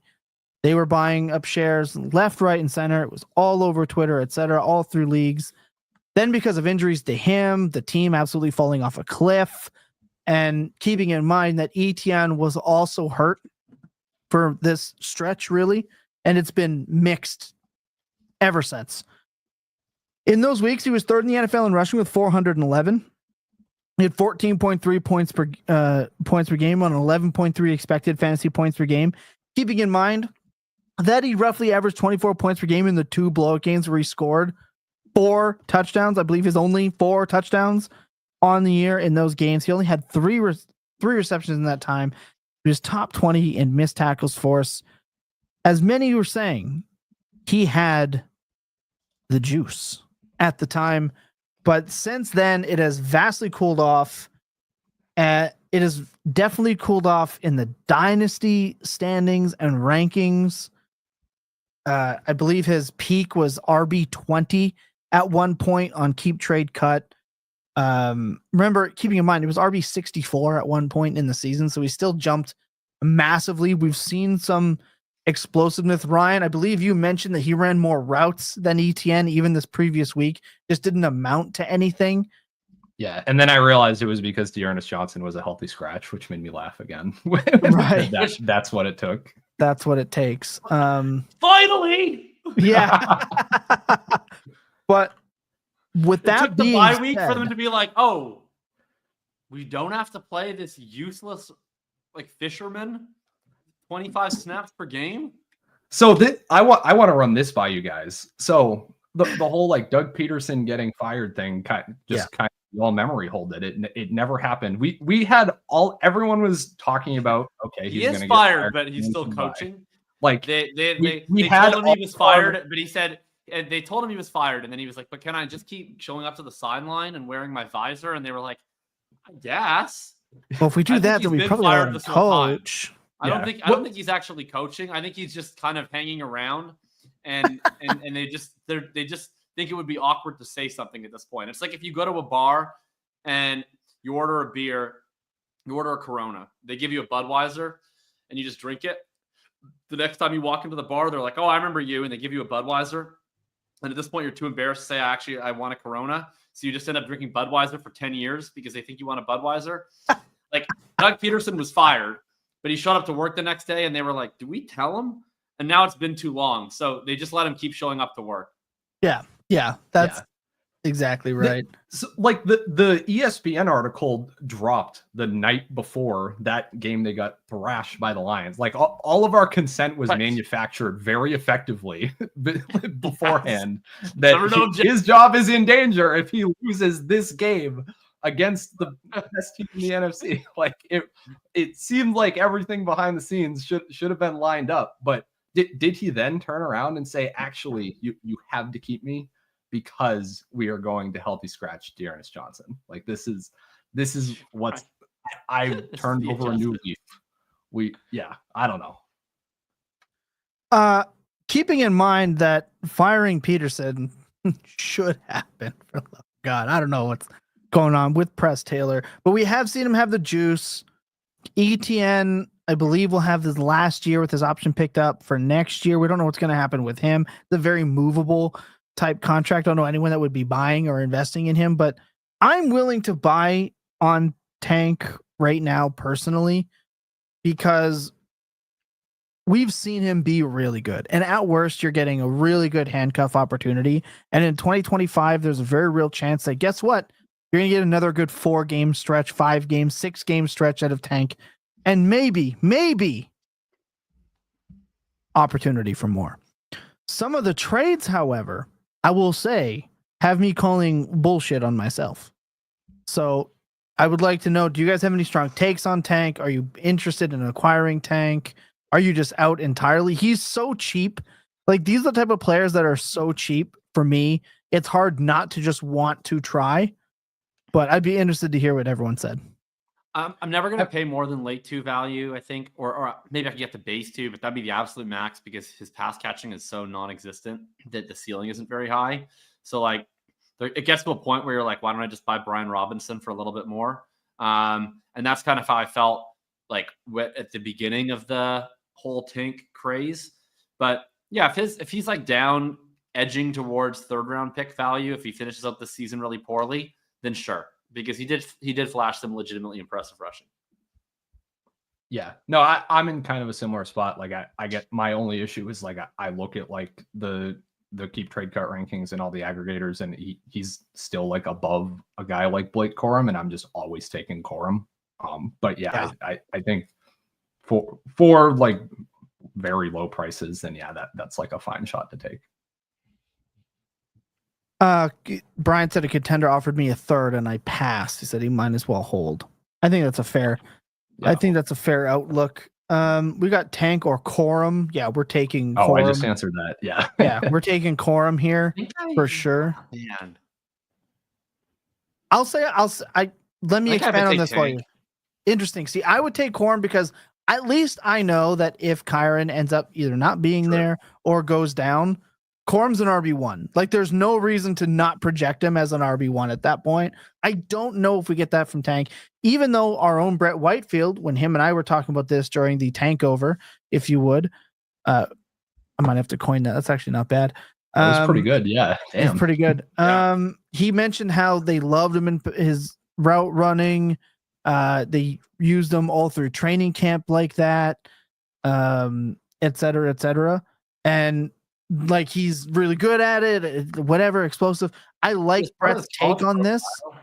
Yeah, so it is possible to me that the Tank passing work could be there. I just don't know if he's pigeonholed into his role. If that makes sense. He just has had total stone hands in the NFL. Like, yeah, he's earned that pigeonholing by not catching. Agreed, but at least I know that Corum is just locked in at that point with as long as McVay's around, which is why I think Corum is really good too. Taking him. Let's talk some trades and see if I've talked myself out of acquiring Tank Bigsby, because some of these look insane to me. These are just takes. This is just trading for someone for takes, because on Dynasty Daddy, which if you're not, go support dynastydaddy.com. He does great work and should get the shout out. We've got a 25-2 or Tank Bigsby and a 4th.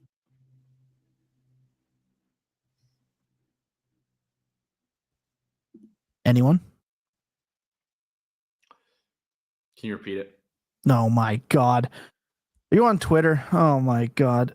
We have Tank. TDT Malicious that I look like Matt Smith, and I was trying to find the photo of me dressed up as Daemon Targaryen. Yeah, I knew you were looking at something. I knew you were. See, it's either Ryan's like tweeting or you're looking something up. We have a 25. I just want to say I only didn't say anything because Jacob like just answered the exact question, and I wanted to just see if he would say it again, or I don't know. I just thought it was funny. No, we've got a second, assuming mid, not late. We're assuming mid for Tank and a fourth. Yeah, that's like fair value. I guess I'll take the second, but that's fair value. Okay, we've got Cooper Kupp or AD Mitchell and Tank Bigsby. Cooper Kupp, but if you'd asked me like 2 days ago, I definitely would have said AD Mitchell. So I just would like to be truthful about that. That's where I was hoping we would go with that. Like some of these don't look real to me. AD Mitchell, like my perception of AD Mitchell, dude, after the torture chamber that he just put me through on Sunday, is me and him are gonna have to work through some stuff. Yeah, hands on site is what it sounds like. Me, him, and my financial planner are gonna need to have a tripartite meeting. Same question asked about Corum. Rachaad White or Tank Bigsby? Interesting how it changes. That one is closer. Skill set or being good at football. I think I would probably take Bigsby because I think he has a very foreseeable path to being a quote unquote lead back on his own merit, which I think gives him a higher value ceiling. Whereas White is pretty much just a guy, I think at this point, that is going to be like a contingency scam, which I love, but that's a different show topic. I thought it was interesting that it took a little while considering how quick we were on Corum in this Rachaad White debate. And then it was 50-50 between if you would rather Corum or Tank. It's interesting. I was not as quick on the Corum Rachaad White one either. So you guys. Oh, really? Okay. I remembered that differently, and it happened just 20 minutes ago. Yeah, I ultimately went with Corum, but that's just how fast this game can change here live. We've got Tank Bigsby, Demario Douglas, or Quentin Johnston. What? Wait, what? Release me from this Quentin Johnston torture chamber. That's why I thought. So it's Tank and Douglas. I'm just enough already. I thought I was gonna have to shit on Demario Douglas, and I was gonna get sad. But damn, okay, that's what I'm saying. There are opportunities to go and acquire Tank Bigsby still on the cheap for these fake players. That's why I asked it. I have concern about Demario Douglas though. I gotta give him a material downgrade today because past Twitter, I'm in a lot of Celtics based group chats, so I overlap with past Twitter. And one of the big things on Pat's Twitter obviously is pointing out how they wish they had Ladd McConkey instead of Jalen Polk. And then there's a bunch of people. Then there's a bunch of people in the comments saying like, "Oh, like we wouldn't need Ladd McConkey. He's just the same as Demario Douglas. It would just be two slot receivers we can't play. Like, what would be the point? Whatever." And they're like, "We have a size problem." And then shout out my guy Jake Thorndike, Celtics fan, cool dude, bunch of leagues with me. He replies, says, "We don't have a size problem. We have everybody is shitty at getting open problem." Yeah. To which Demario Douglas replies, "Incorrect." And that was at 11 this morning. And I just want to know why Demario Douglas is 8 replies deep, replying to dudes with like 30 Twitter followers at 11 a.m. on a Tuesday. I have questions. So that gives me concerns. I respect it. Like that's hilarious.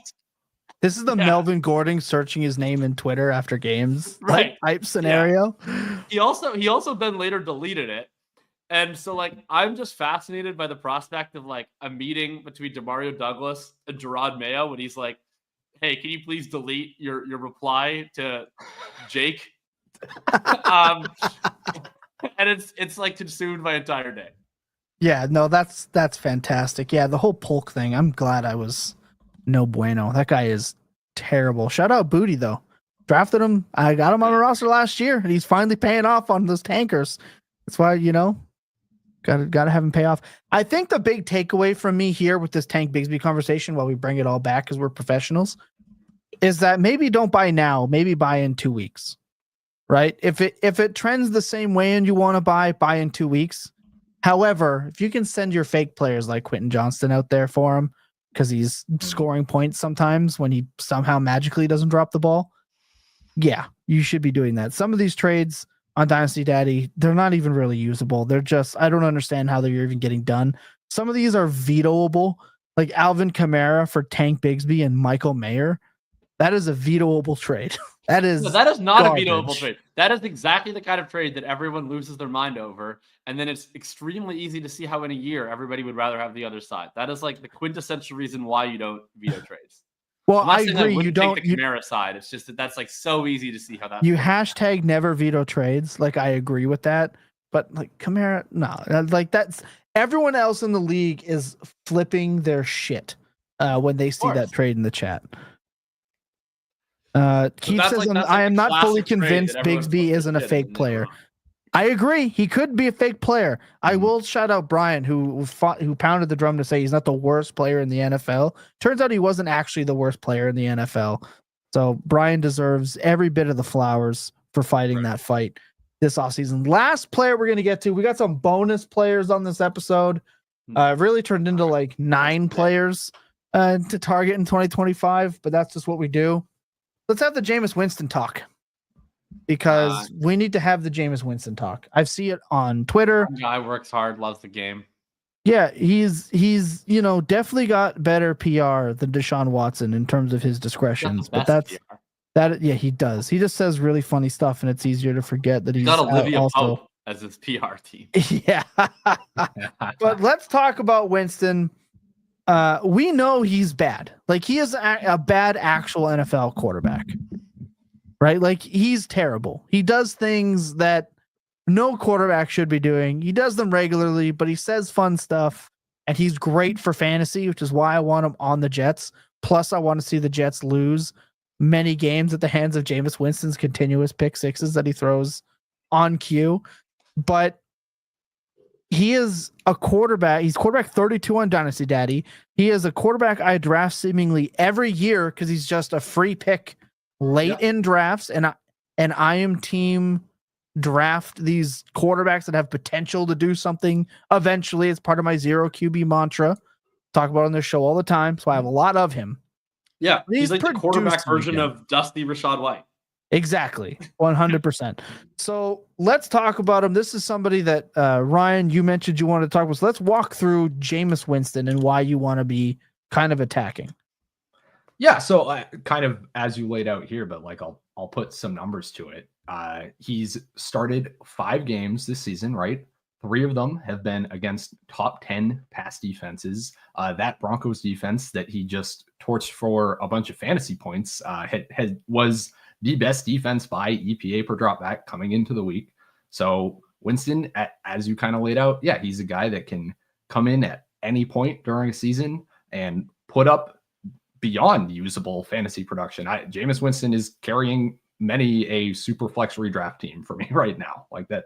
Yeah, I got same exact kind of idea as you, Thomas. Like all of the catchable air yard stuff is hilarious. He's leading the league in that stat. That's why he is so great for the production of all of his wide receivers. That's all great. Anytime Jameis Winston is airdropped into an offense, we get a bunch of fantasy points and we're really happy. I guess where I start to like hit the wall with him is I have trouble identifying an NFL team that would benefit from going into 2025 with Jameis Winston as their intended week 1 starter. Like which team and like, yes, I would love for it to be the Jets. I would love for it to be the Giants. I like insert team that has an alpha receiver that we want to score a bunch of fantasy points. Yeah, I'm all for it. It sounds great. which of these organizations, I guess it's two questions. The first one is, which organization does it actually make sense for? Would it benefit them? And question number two is regardless of that, which organization do we think would do it? So I don't know, like how I haven't like gone and tried to count like the number of quarterbacks from this draft class that I think can be week 1 starters. It's like 1 It's to up or 2 down. at most. Yeah. So this would be like, if there were ever a year for Jameis to sneak in as a week 1 starter, maybe it would be this one. But yeah, I just have trouble identifying any teams that it would make sense for. So maybe you guys can help me get there, or maybe not, or maybe we are all going to agree and it's going to be a boring segment. I think that there's only one team that makes any sense. It's the Cleveland Browns. Yeah, that was going to be it. I think that maybe they go rookie quarter. If they go rookie quarterback, that makes sense. My concern is, like, I don't know that they are. It's a team. I think Andrew Berry's job is safe. The GM there, he historically has been a guy that really does value age-adjusted production or just younger players generally, at least at other positions. He doesn't strike me as the type of decision maker who would be overly inclined to trade the farm to go take Cam Ward or Shedeur Sanders. I think they wind up probably getting outbid by one or all of the Jets, Giants, Raiders in that regard. And Watson's going to be on the roster regardless. I disagree with Tom that he's not going to play. I think he's just going to be an inactive third quarterback until his contract expires. And then, it's an organization that is in desperate need of good vibes, and Jameis has kind of provided good vibes. I could see them just being like, look, if we're not going to draft a guy really high, like, what would be the point of cutting the player that all the fans like and all the locker rooms like, just to get like a different veteran bridge quarterback? Like what purpose does that serve? Just to clog up our cap even more? Like, Yeah. why not just keep Jameis? I'm sure he would play for them pretty cheap, and then maybe take a quarterback in like the 2nd or 3rd round, and Jameis starts week 1 until he throws 27 interceptions in 6 weeks, and then they turn to the young rookie or something like that. That is the scenario to me that makes the most sense, because like what would be the, like, how much are you going to pay like a Sam Darnold if you're the Browns? What, you're going to pay Deshaun Watson like $50 million to be inactive, and then you're going to give Sam Darnold $40 million? Like, that's not going to work. So it's their choices are basically either trade the farm after just having traded the farm for Watson to go get Shedeur or Ward, or take a shot questionably early on like an Aller or a Milrow or something like that, or you just roll with Jameis and then take a later dart. The question is price, right? Does Jameis Winston take $15 million to start? I think he would not. Games? I don't know, but I bet Jameis would play for not a lot if he was off. If his choice was week 1 starter guaranteed on the Browns, or probably backup elsewhere, I bet they would get him for pretty cheap. I think he has made a lot of money in his career, and he would really like to start for an NFL. He does just have the vibe of, I just want to play. Yeah. There's a stronger reason for me as to why I think it's more than likely in Cleveland, regardless of his fact that I want it to be on the Jets. I think Cleveland learned their lesson letting Flacco go. Granted, Flacco didn't exactly play lights out. Like, it was a volume base. We loved him for fantasy type thing. Turn the ball over. Sounds a lot like Jameis Winston, if I'm being honest, as I say it out loud. It was the same thing. It was the exact same They thing. let Yeah. Flacco go, which turned out to be right, because Flacco looks completely washed now. He emptied the tank last year. Shout out to the GOAT and Super Bowl MVP, the Italian stallion, the man from Delaware. We love him. He's the GOAT on this show forever. It might have something to do with what's behind me, but that's besides the point. I think they learned their lesson, which is why I believe it's going to be Jameis. Hopefully they keep, right? I believe it's Dorsey, who's just an insanely aggressive downfield play caller, which fits him really well. And I don't think Stefanski's going anywhere. I think he'll be the coach of this team again next year. It would make sense for him to be. I'm inclined to agree that it's in Cleveland. The question is, are we buying with the hopes of, and then the question is for what? And I have some trade, because we know what Winston is, right? We said it. He's a bad real life quarterback He doesn't provide much outside of insane spike weeks, and you roll the dice with him literally every single week he's out there, which is one of 10 to 20 other quarterbacks on a week-to-week basis anyway, which is important to note. Let's just talk about seconds in base second territory. 26 base second or Jameis Winston. The 26 second. Okay. Ryan? Yeah. I like. I've done that deal So like we're not- 3 or 4 times already.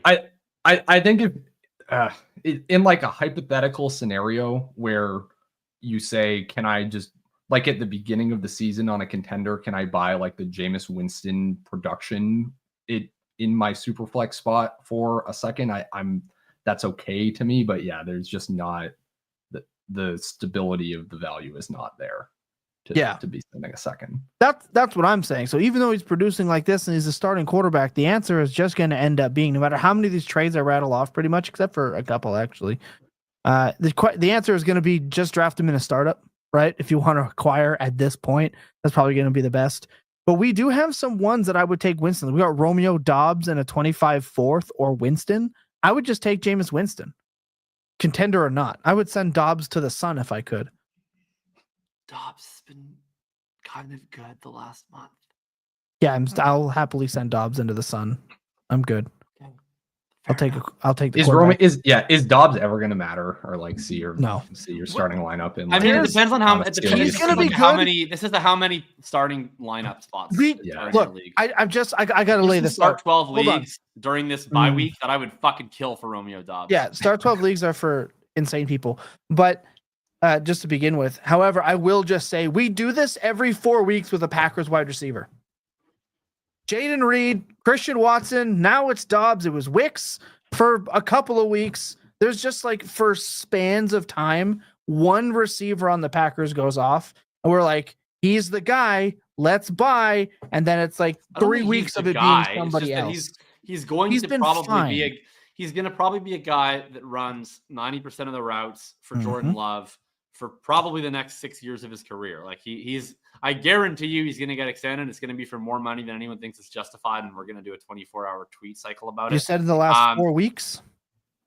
Eight and a half points, 2.7 points, 6.8 points, 10.2 points. And then he had 2 games where he had a 19.9, which is really good. 2 touchdowns, by the way. And another game where it was 10 targets, 8 catches, both way long season highs for 94 yards versus Houston. And he has been more than replaceable ever since. That's what I mean. He had like 2 squeaky wheel weeks. We've fallen. I guess you guys just think Winston's more valuable than I do. I guess. Like I think like the possibility of Winston starting on a week-to-week basis and putting up like what he did. Basis. So's Romeo Dobbs. Even more so. He is one of 50 receivers that could give you the exact same thing on a week-to-week basis. Like Dobbs isn't anything until we have a defined like number one guy in LaFleur's.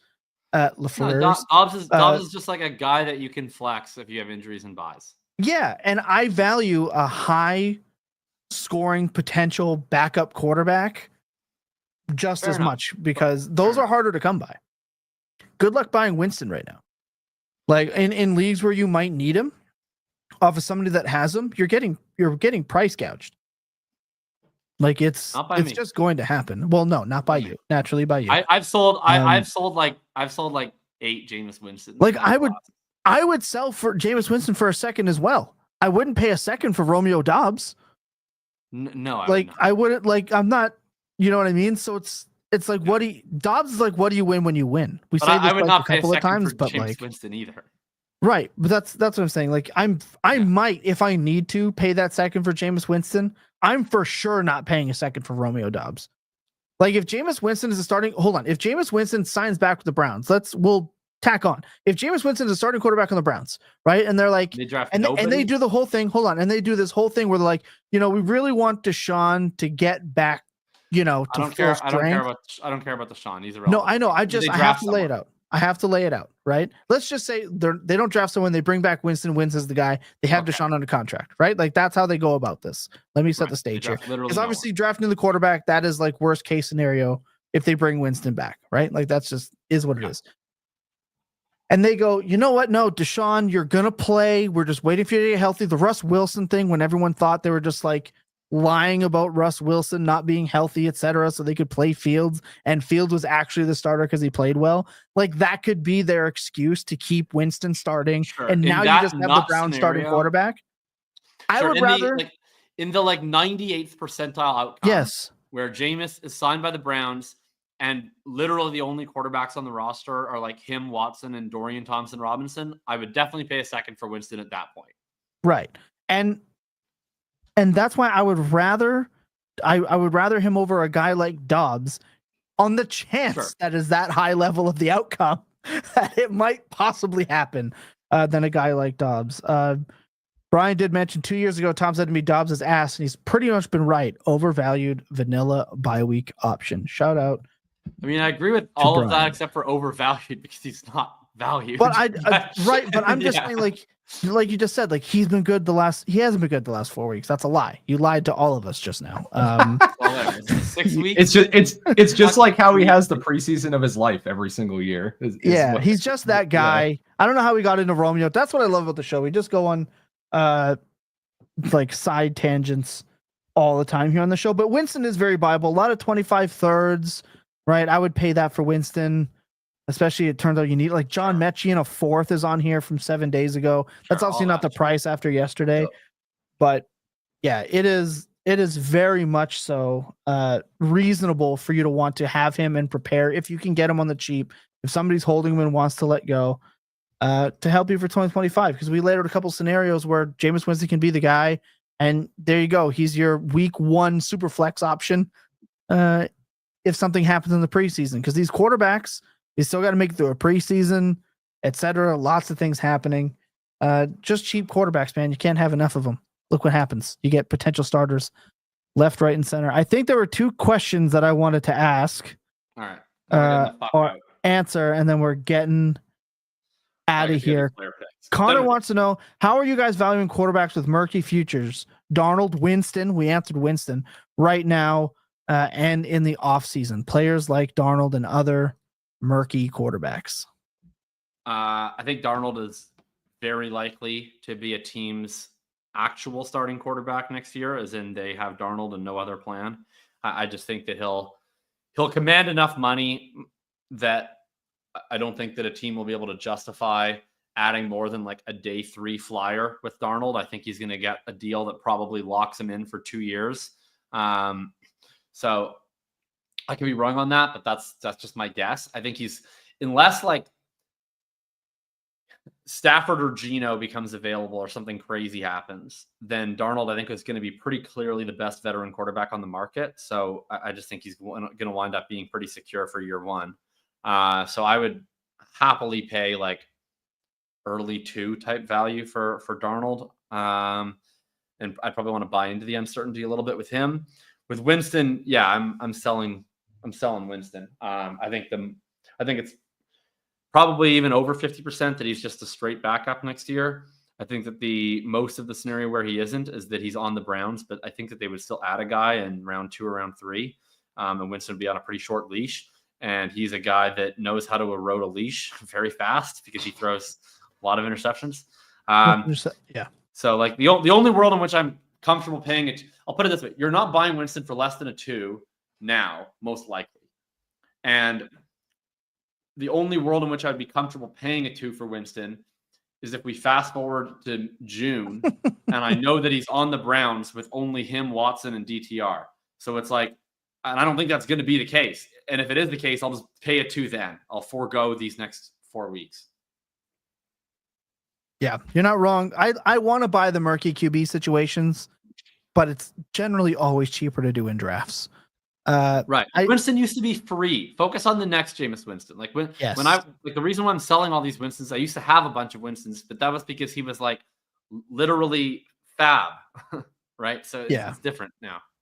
Exactly. I don't chase these guys if you don't have to. That's why we got Daniel Jones right now. Yeah, exactly. Yep. Exactly where I was going to go with that. Look, it was Baker a couple of years ago. We smashed in on him and his price when he went to the Rams and he was outcasted. We said, buy. And then we bought, and now we just have him. Rodgers was a free square for a couple years, gave you at least enough startable games anyway. And no, next Jameis won't be Levis because Levis is walking into 2025, the starting quarterback of the Tennessee Titans. It will be Levis in a couple of years. Yeah, give us when is how far are we fast forwarding? Yeah. We'll start looking at Levis as the next Jameis Winston by like week 7 next year. But I think he's done enough to like keep it going. At least this year. Anyway, just one thing, Tom, how do we eliminate luck from fantasy football? This is like a whole argument right now in a league that we're in. Oh, I know. Boy, it got dicey in a league chat today. Play best ball if you want to eliminate luck. Just get your what? Wait, don't do that. Definitely best ball don't do Dynasty. that. Are you kidding me? Oh, okay. Best ball. See, it's a Dynasty show, and then I never talk about playing your best ball because I think it's a scam. I was like, but when I think of a non-luck based game, I've always thought of a 688,000 person tournament with like that's why I would 30% never of the prize money to first. That's why I would never play in such a fake, obvious Tom thinks Italian mafia scam. Yeah, it's run by the mob. Like that's exactly the type of thing the mob would run as they rake 50% somehow and no one can challenge them on it because everyone knows it, but nobody wants to. For the record,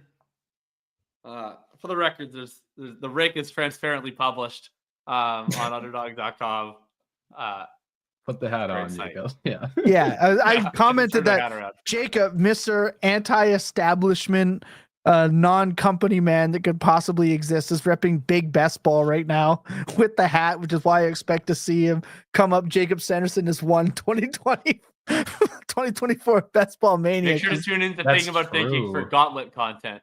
Yeah, exactly. Yeah, you've sold your soul, and it's underdog. Not a luck-based game, by the way. Gauntlet is entirely skill-based game. Yeah, just funny that kind of stuff happens in league chats where this person wants to lead now. Crazy. For like 1 minute, and I promise I'll keep it to 1 minute. But please, it's not best ball rant, is it? Not about best ball. I mean, it could be applied to any form of fantasy baseball football, adjacent. But the idea of like eliminating luck from fantasy, the false binary of luck and skill, I like greatly aggravates me.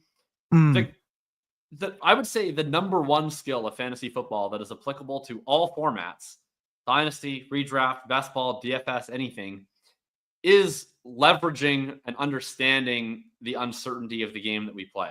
Yes. You are making probabilistic bets and trying to give yourself the slight edge over an infinite number of simulations of how things could work out, and you're trying to take advantage of uncertain situations. That is the skill. So it is inextricable to me to look at a game that is inherently probabilistic and then say, well, can we take the luck out of it? To take the luck out of it would be to completely change or erode the skill of the game, which is maximizing your ability to benefit from uncertain situations, minimizing the harm that you face from uncertain situations. That's the game. If you don't like that game, then I don't think you've identified the proper skill required, and I don't think that the game's for you. But that's what the game is. There's other games that are not that. Play chess or something. Yeah, play chess. That's exactly what I was just gonna say. Yeah. No. Yeah. It's I think like the most like eliminate luck thing that I support in fantasy leagues is like the extra game against the median. I think that's totally fine. Nothing against it. Yeah, like the even like the dynasty best ball leagues where it's like you're just playing weeks 1 through 17 or whatever. That's like boring. Like I don't get wrapped up in the outcome week to week. It just becomes very hard to see it as entertaining, and that's like why we want luck in all of our games, in real football. That's part of why it's entertaining. Like real football, you're not sitting there watching like, oh my God, like this is so amazing that like Magnus just did this line, but he made like a weird fifth move or what. It's not chess. That's not what's entertaining to most people. I think it's certainly not to me. Yeah, I understand what Brian's saying. So if you're the person talking about is more the luck of schedule and is pro median. Yeah. We're And pro median people. That's not what it's about. It became. I'm actually not. We're A mostly. lot of people are like there's a lot of people that take this, and I totally get where they're coming from on the like institute medians, institute 5 and 6 are based on most points. I All hate that stuff's that. fine. I don't hate have that. like a this is not like I don't have a massive issue against it. But I kind of do like the more rigid thing where it's like, yes, one of the plausible outcomes is that you can score the most points in your league in this playoffs. It's not a likely outcome, but that is plausible. You should always have a plan in place for worst case scenario. The risks that you take should have consequences. Like you should be managing probabilities at all times. I just don't think that is like inherently bad. I don't think that it's like the idea of like, it's unfair. It's like, yeah, especially if you play portfolio, like maybe it's more tilting if you only play in 1 or 2 leagues, but like I went through literally all my leagues today. And yes, there are teams I have that are like 3rd or in points for in the league that are probably going to miss playoffs. And that's annoying. But I also have teams that are weaker that are like 5th in points for that are going to get a bye. These things tend to even out. And that's just part of the game is that you have to have a plan in place for both those outcomes. Yeah, the whole schedule thing, that's obviously been a matter of contention, really, in our home league with one individual anyway. Like the randomness of scheduling is part of it. You look at your schedule and you're trying to pick out your matchups and when do you have to make trades. It's all part of it to me. It's all part of the process. I don't care about the median. I play in leagues with it. I play in leagues without it. I cannot stand the 6th spot being for points. I win your matchups week to week and make the plans and set the right lineup. To me, I like the win-loss thing. I like that I tied a game this year. You know how insane that is that I tied a game and I'm still holding down 2nd place in that league? It is unheard of to tie a game in fantasy. Brutal outcome. But I'm with you guys. Like the game is the game, and the game is why we love it, right? Like taking away some of that is, to me, just taking out some of what makes it pure. Anyway, but I was down with you there, Brian, and Buddy, until the conversation that happened. But let's talk about player picks so we can get the hell out of here. I once again had a phenomenal week, and it didn't matter. Did not matter. Week except for one dude. You did. Yeah, I am closing in on Lucas here for 2nd, thankfully. But aside from that, we're all still absolutely cooked by Jacob.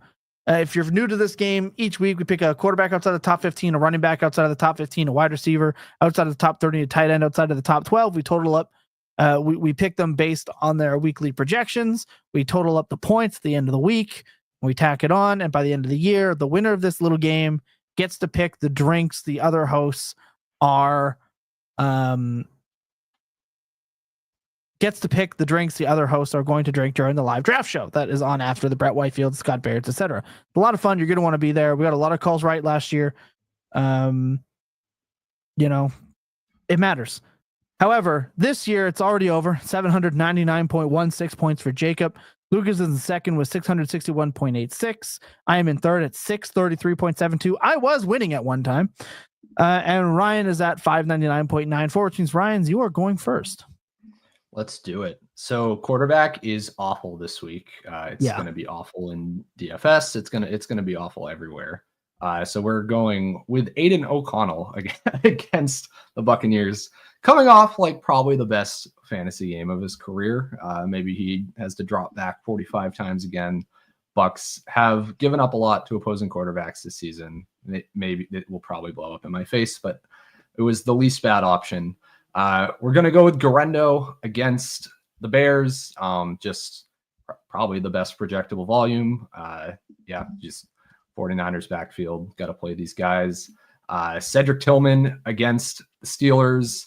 I don't even care to figure out who's going to get the Joey Porter shadow or whatever. I guess Tillman's the most likely to get it. But we're just going to roll with guys catching the ball from Jameis at this point. And at tight end, I'm somehow came to the conclusion that Noah Gray in the 50% of the Rashee Rice role was my best option this week. So yeah, tight end also rough this week. Noah Gray was my most rostered player for years, and I am happy that it's finally paying off. Oh my God. I'll go through mine here. Week 14, we're going with Winston. I'm chasing points. I'm nerfed a little bit here by Ryan, so I am just hoping that it's Judy this week, not Tillman. I'm going to go Dowdle because this man has done really well the last couple of weeks. Gets a good matchup. I think he could do pretty well this week, relying on that volume. I'm going to go with NWI, Mr. Touchdown himself. Oh, man. Him and Billy Jeans are going to hook up for a deep connection. Again, I feel it in my bones. Don't worry. That's how you absolutely know that he's not scoring this week and the streak dies this week is because I've picked him. And I'm going to go with Goddard and hope he scores. Not playing. Definitely not playing. He's not playing? No, he's All an right. IR candidate. Oh, an IR candidate. All right, I'll replace my tight end here shortly. I didn't know that. I'll replace the tight end. With that being said, I am going to go. No, I'm not taking. I don't care if he's Goddard's injured. I'm never playing. Honestly, that's probably the most routes you're going to get out of any available tight end. I would rather take the field. I'd rather take the field. I'll let Mr. Calc know that you said that. He's gonna inexplicably be 20% owned in DFS this week. So yeah, I'll leave him for you, Jacob. He can be there with me and Aiden O'Connell. He attended the University of Oklahoma. And I'll take Cole Kmet. do a weekly DFS podcast with Davis Maddock, which means that we spend like an inordinate amount of time on Grant Calcaterra and his recruiting history and his medical retirement every single time that he's on the DFS slate. So at least 6 minutes of my Thursday will be spent with, and I'll be playing Grant Calcaterra at 2.5. So that's something to look forward to. I'll just take Cole Kmet because they can both have a 0, but at least Kmet does have blow up games once in a while. I'll take Kmet. Right. And Lucas isn't here. I'll read his off quick. He's doing really well. He's sitting in second. We got Cooper Rush against Cincinnati, Tyrone Tracy Jr. versus New Orleans, Jordan Addison versus the ATL and not Buck. And Chig Okonkwo versus Jacksonville. All right. I'm just going to fully admit that Ryan's are not posted, and I was picking mine as he was talking, and I wasn't paying attention. So if I say one that Ryan already said, stop me. He's reading the show sheet for sure. Am I? I see all your picks. Yeah, I was going to say mine are definitely posted. His is definitely in there. But anyway, carry on. Yes. Why do I see yours and Lucas's? It's definitely on there. Anyway, weird. Because I see everybody else's, but anyway. Okay. Will Levis still available? Yes. Good. All right. I will take Will Levis. I hate that you're in first. I'll take Aaron Jones. I'll take Devonta Smith, and I'll take Dawson Knox. Are those all safe? Yeah, but I really hate that you're in first. There we go. And you do this every week. You don't look at this portion until the end of the week, and you're in first. And it's so infuriating. True genius does not need preparation. All right. Yeah, true genius. In full form, I might add, as the hat now goes backwards like Ash Ketchum. So you know it is over, ladies and gentlemen. That's the show for today. Bunch of players, a few bonuses, a little bit of side ranting, which is bound to happen. I tried to keep it on the rails. It wasn't my fault this time, but if you like this show, like this episode on the YouTube, hit like, hit subscribe, leave a comment, let us know what we missed. I had to change my toque today, so I didn't get any more imposter allegations. I've already been told that I sound like Joe Rogan, and I'd rather not have any more comparisons to weird podcasters made on my behalf. So I'm good with we'll now go with the tan toque, if you would, or beanie, depending where you're from. But that's going to do it for this podcast. Remember, Dynasty Points feed goes a long way. It helps us if we start heading over that way instead of the Fantasy Points Now feed. Remember that Market Report releases Friday morning and Sunday morning on the Now feed. Lots of content coming to you guys. Brett Whitefield next week, talking rookies. It's about time. Oh, yeah. Cannot wait for that. It is literally the earliest we have ever talked rookies on the Dynasty Points podcast, even with Full Tilt, etc. This is the earliest. We got one of the best in the business, if not the best in the business. hopping on with us next week. Cannot wait. Remember, this is a big week for you. Enjoy it. Enjoy the randomness. Enjoy last week of the best ball regular season. All right, with that, we're out of here. Remember that clear outs, full hearts can never lose your best days or spend tilting, but not on best ball. Good night, everybody. What? Why are you shaking your head? You're welcome.